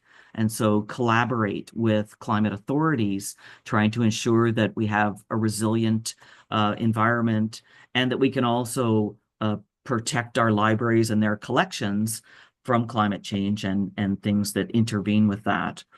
At the same time, we've got some kind of exciting stories. IFLA's done a lot of work on the SDGs, and we've created a series of stories that you can access online.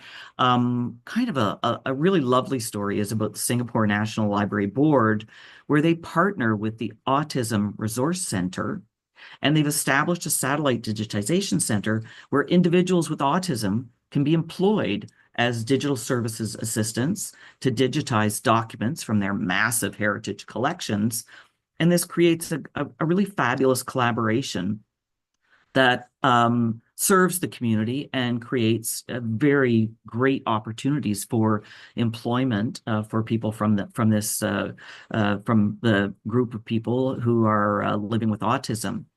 Well, lastly, I'd just like to highlight At Libraries and Archives Canada, we have a rather exciting collaboration where we're actually going to be moving our public services in the national capital in with the Ottawa Public Library. And so we'll be working federally with a municipal government and a municipal library. And at the same time, our equal partner in that is the Indigenous host nation, the Algonquin Anishinaabe people. And so we are creating a new building where the design has been influenced from the outset in working in close collaboration with two communities, one in Quebec and one in Ontario, Kitigan-Zibi and Pikwaktagon. And currently those communities are working with us as we get ready for the big opening in 2026 to ensure that the programming and the events and even the materials we're going to sell in the shop reflect the local Indigenous community and can showcase their history and their stories, and that when youth and elders from the community come in, they will see themselves in the library along with all of the other people that live and work and enjoy life in the Ottawa area. So thank you for that opportunity to describe this exciting project. Thank you so much, Leslie, for sharing with us about that. And it really is very exciting to hear about, and wonderful also to hear that example also about how you act directly opening up employment opportunities for people. And I loved also the description of the way in which those spaces are being designed together with the community. It's really inspiring. Vivaldi, I'd like now to turn to you and ask you about cross-sectoral partnerships, that enhance this contribution to prosperity, and how you see that working from where you sit. Thank you. Now, for us, we've been trying also to collaborate with other sectors, especially the education sector, because we've realized that museums, people who go to museums have been regarded as tourists and like something that is not a primary need, and especially for locals. But we believe that if we collaborate with the Ministry of Education and also schools, as they bring students, because we have reduced the prices for schools especially, and sometimes also we allow them to come to the museum for free. And we believe that if we influence the young generation, so this will be a habit and a culture, and also culture is also part of the primary needs. And this will also influence decision makers, especially in terms of considering museums as a primary destination, and also that the collections and what they find in museum also talk to them. But also we are trying to convince our government especially to engage corporates, especially because we've been facing lack of fundings, especially in terms of collection. And we really need to explore this approach of engaging corporates, banks, and other stakeholders that can contribute to the collections. Because I'm not sure if you know about Tour du Rwanda, which is a cycling competition. Now we are receiving UCI in Rwanda. When you look how corporates contribute to the sports and to those competitions, so we are trying to engage them also to contribute to the cultural sector, especially to the collections, especially to the artists. And Lisa also mentioned about the synchronization of also through research. We are engaging researchers also to turn what we are doing into a language that the decision makers can understand, so that the sectors would be also see the cultural sector as the industry, or somewhere also they can contribute to increase the economy of the country. So those are the approaches that we have been using to engage them, to allow them to be part of our projects. And currently also we are starting engaging, especially to the feasibility study of our museum, to modernize it and to increase the infrastructures. And the partnerships that we have with the artists and also with the architects and other collaborators, we want to use them to also to give them the voice and the say to what we are doing. And that through partnerships, we understand that what we are doing and what we are, decisions that we are making will just also be sourced from those partners and from those that they are telling us and advising us to do. Thank you. Thank you very much indeed, Vivaldi. And I think you raise a really important point there about, you know, the importance of how to say, engaging also beyond the typical sphere that the cultural sector does, but also with corporates and the private sector, and really getting that important funding, you know, as additional funding sources and cooperation there. And finally, I'd like to turn to you, Ekaterina, and from your sort of more, how to say, international perspective here then, and from the OECD, how do you see this in terms of cross-sectoral partnerships? What can we emphasize? What can we strengthen? Well, maybe just not to repeat what colleagues already mentioned, I wanted to maybe underline a couple of things that are important for these partnerships to work, and more importantly, even for museums and collection-based institutions to deliver on this broader mission. So I wanted to mention maybe three things. One, of course, it's about money, because financial sustainability is needed to deliver the core mission, right? And this is a sine qua non. And we know that some museums were not able to reopen after the pandemic, and many still operate with reduced budgets. So let's not give more tasks to institutions that sometimes struggle to deliver their core tasks even. Then what we try to promote also as a message through our work is that more longer term budget planning is needed beyond one fiscal year, right? Especially as any kind of this broader impacts, local development impacts or well-being impacts need time to materialize. So it's not like a matter of 6 months or 12 months. So a longer vision, budget revision is needed as well. And in some countries, in some places, it's important to provide access to museums and other, well, GLUMs, as you say, access to and eligibility for non-cultural budgets to projects that deal with education, social inclusion, employability, etc. So this will be the true recognition of the role of cultural institutions in these broader partnerships that try to solve big issues. So the second thing I wanted to mention is that, obviously better evaluation is needed to help museums measure and demonstrate the impact that they bring beyond tickets sold. And these evaluations need to be co-created with other partners, combining different methods, sociology methods, medical methods, etc. And not all will have the resources to do this kind of robust and costly evaluations. So in that sense, the work that UK is doing, Historic England and the Department for Culture in the UK, and yourself, ICROM, and maybe ourselves can be very helpful and to address this big need, as well as the work that is being done by big museums like the Louvre here in France or many others that do have the resources to conduct this kind of evaluations as then a public good to the broader community. And of course, the third thing is, well, there is a need for capacity building, because of course heritage professionals are not trained to deliver health, well-being, or economic development outcomes. So there is a bit of a need to invest in the capacity building to help them not do this, but also to partner in a meaningful way with other institutions as well. So maybe these were the 3 points I wanted to mention. Thank you very much indeed, Ekaterina. And I think indeed those are 3 very important points in terms of money, the long-term perspective on that, to allow these how to say, the value of these collaborations really to give them chance to grow and to come through, and especially that emphasis on the skills training that's needed. I'd now like to open this conversation up a little bit more to questions from those who are with us today.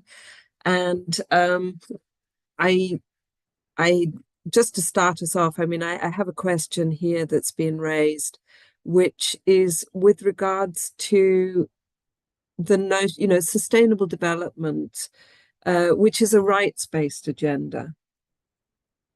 And also, I was struck very much by the comment also by Adala, and indeed raised by our keynote today, about how some of the economic models that we're working with at the moment, that are kind of more traditional economic models are really these orthodox metrics, as you referred to them, Adala, are really missing a lot of value.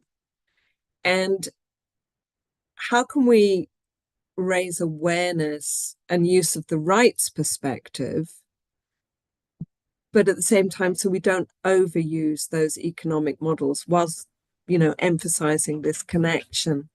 And I think I'll go to you, Leslie, first with that one, because I think you were raising some very important points that also touch on the whole issue of rights as well. I think this is such an important area. It also relates to when you have a good rights agenda, then you actually have a public good. And I think that libraries are all about trying to ensure that all of the voices are heard and that people recognize themselves in what they see in libraries and museums and galleries. And at the same time that we focus much more on broadening that economic sort of definition to be able to ensure that we are also considering the impact that the cultural organizations have. Sometimes we focus on, how many exhibits we've done or how many people came through the exhibit, but we don't necessarily focus on what the social impact of what we've done is. And in Canada right now, we have a study that's going on in our major public libraries where they're actually looking at the social impact of the interaction that citizens have with the library.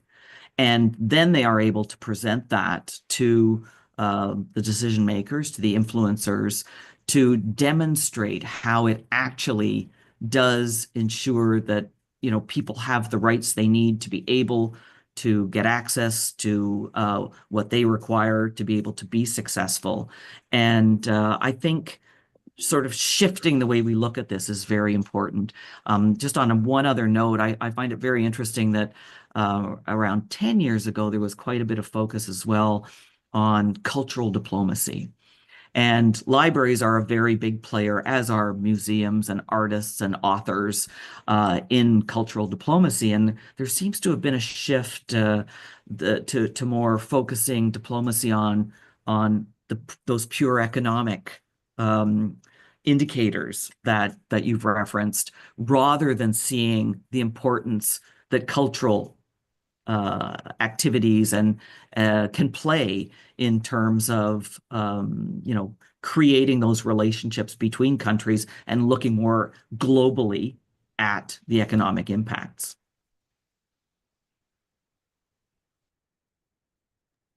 Thank you so much, Leslie. And I think those are some really powerful points that you've just made there. And it really also highlights, and I think going back to what Ekaterina kind of mentioned right at the very beginning, is that all of these aspects have an economic value. Now, it's not, the health, whether it's cultural diplomacy, or all of this has an economic value. And I was very struck what you mentioned there about social impact. I'd like to turn to Vivaldi. Vivaldi, can you how you say, give us your thoughts on that? Because you also mentioned very much about inclusivity and also improving access to museum spaces, but also the impact that has in terms of socio and economic terms and the visibility for that. Could you comment a little bit more on that, picking up on what Leslie has just said? Thanks. Thank you. Just considering the accessibility, especially of the collections to the museum, For us, it was a kind of an experiment that we were trying just to do and to see how impactful it will be have on the artists, especially the emerging artists, because we had realized that there was a gap between those who created early 90s up to 2005 and the ones who were creating, especially early 2015. So it was a kind of putting them in dialogue, but also allowing them to know who were the previous artists. And these not only have impacted them socially, but also economically, because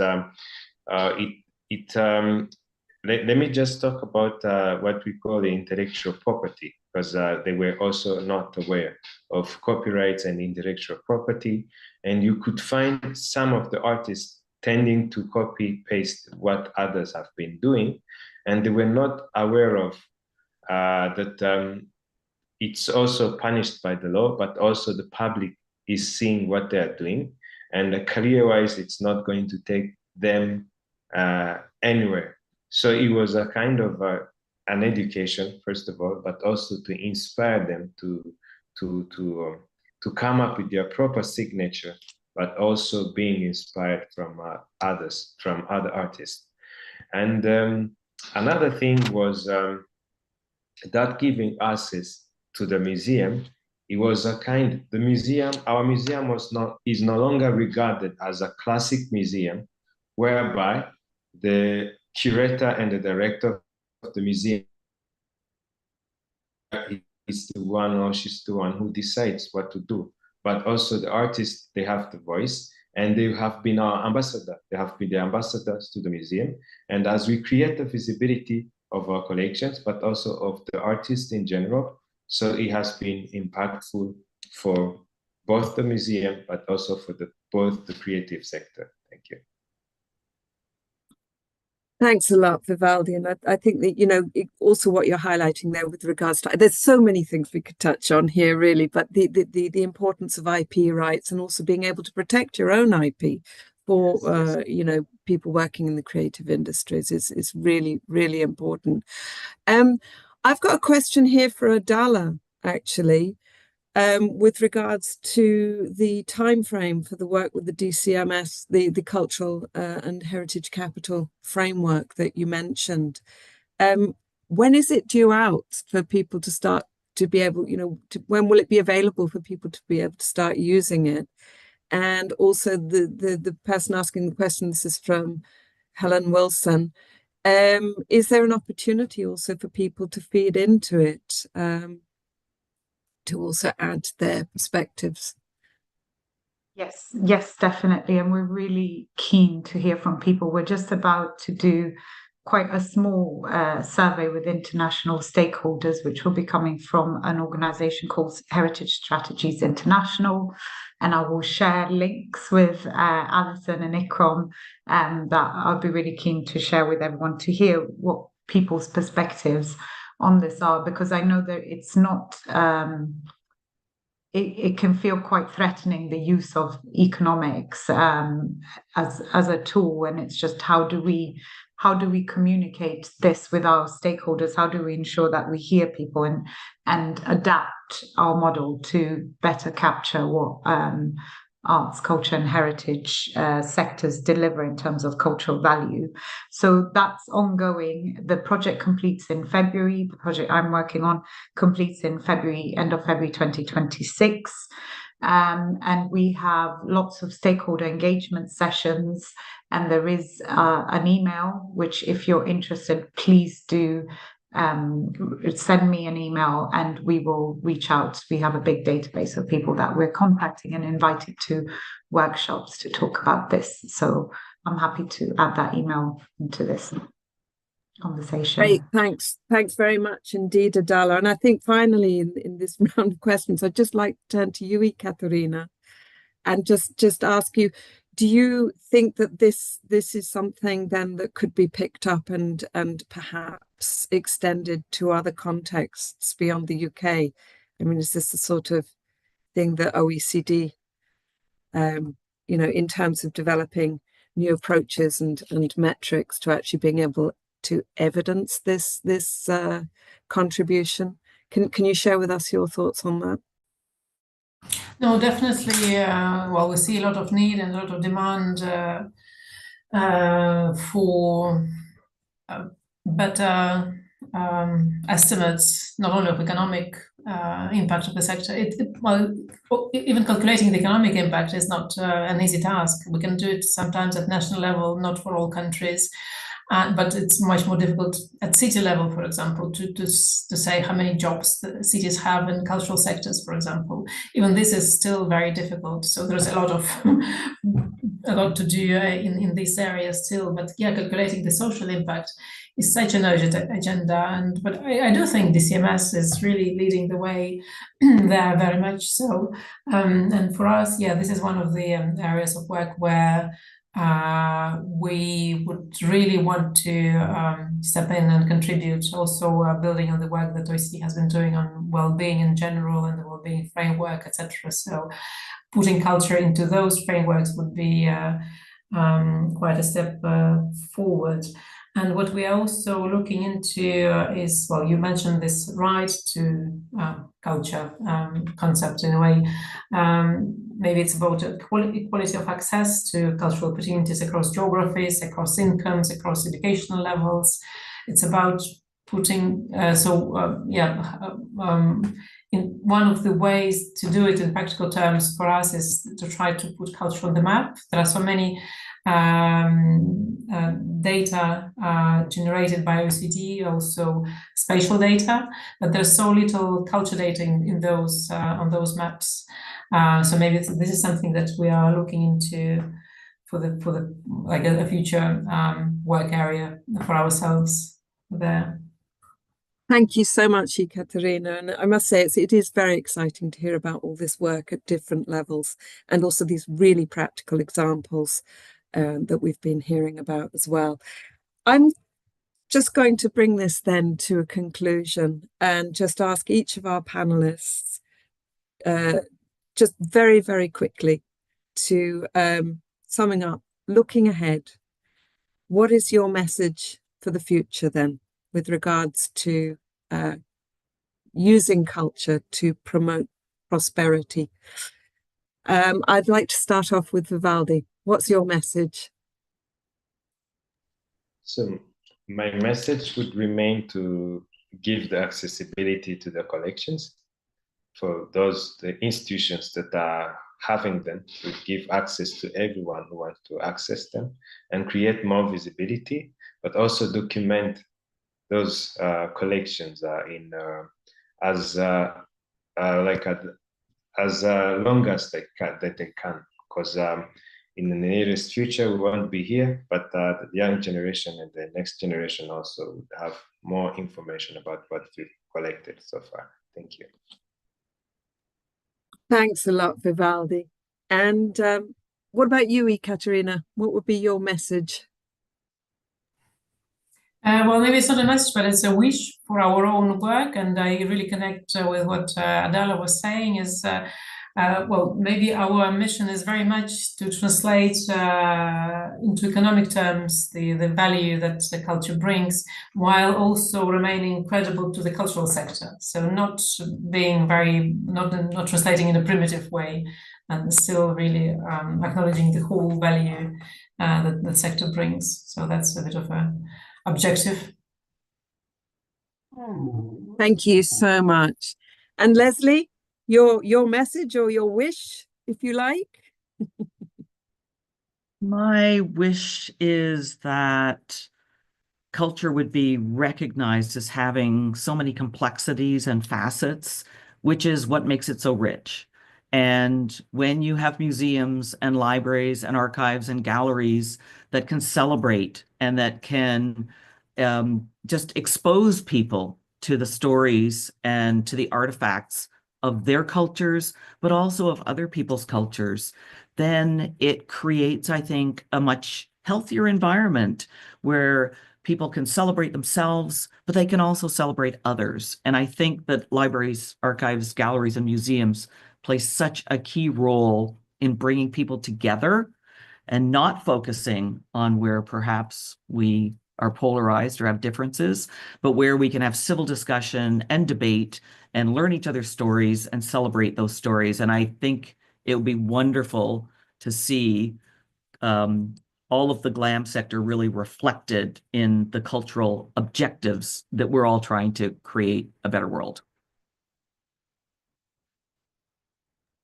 Thank you so much, Leslie. I think that's a very good ambition there. And now finally, Adala, your message, your vision, your wish. Yeah, so my wish is that we will take that responsibility and be an active voice on lots of different platforms. We're only talking about socioeconomics here. There are others, of course, but I really think it is in our gift, and we should do it in order to secure the future of our cultural heritage.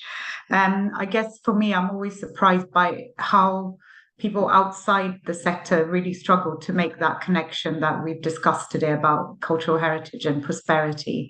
So it's really, let's be active, because by not engaging in that conversation, you are engaging passively and letting others do things to our cultural heritage. I just wish we would take back that control, and I want to see more heritage economists out there. That's my dream. Thank you very much indeed, Adala. Perhaps we should all become cultural heritage economists to some degree in terms of advocating for it. Well, I think that was an amazing conversation. Thank you so much. I just really want to give a big thanks to all of our panelists, Adala, Leslie, Vivaldi, and Ekaterina. And I would also really like to thank those of you who are joining us in the audience today. It's been fantastic, and I'm now going to hand over back to Jose Luis.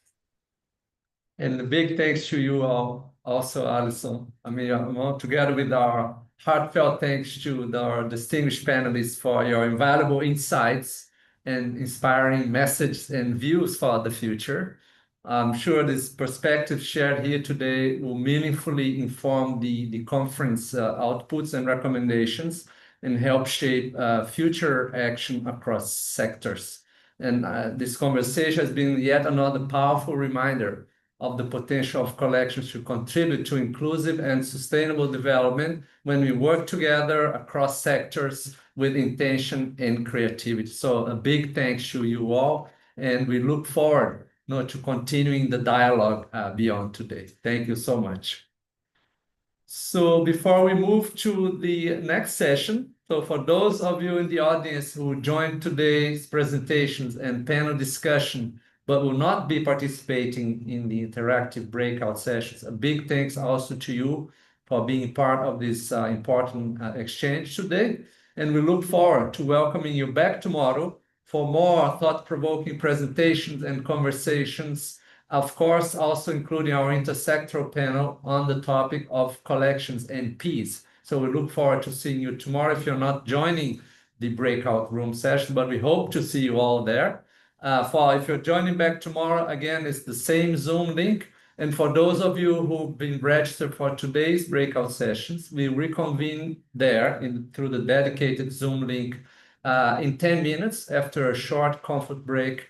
As you know, so the breakout sessions take place in a separate format. So that's why we are using a different link that has been sent to everyone also by email. So looking forward to seeing you either in the breakout room sessions or tomorrow back here in the same link. Thank you so much.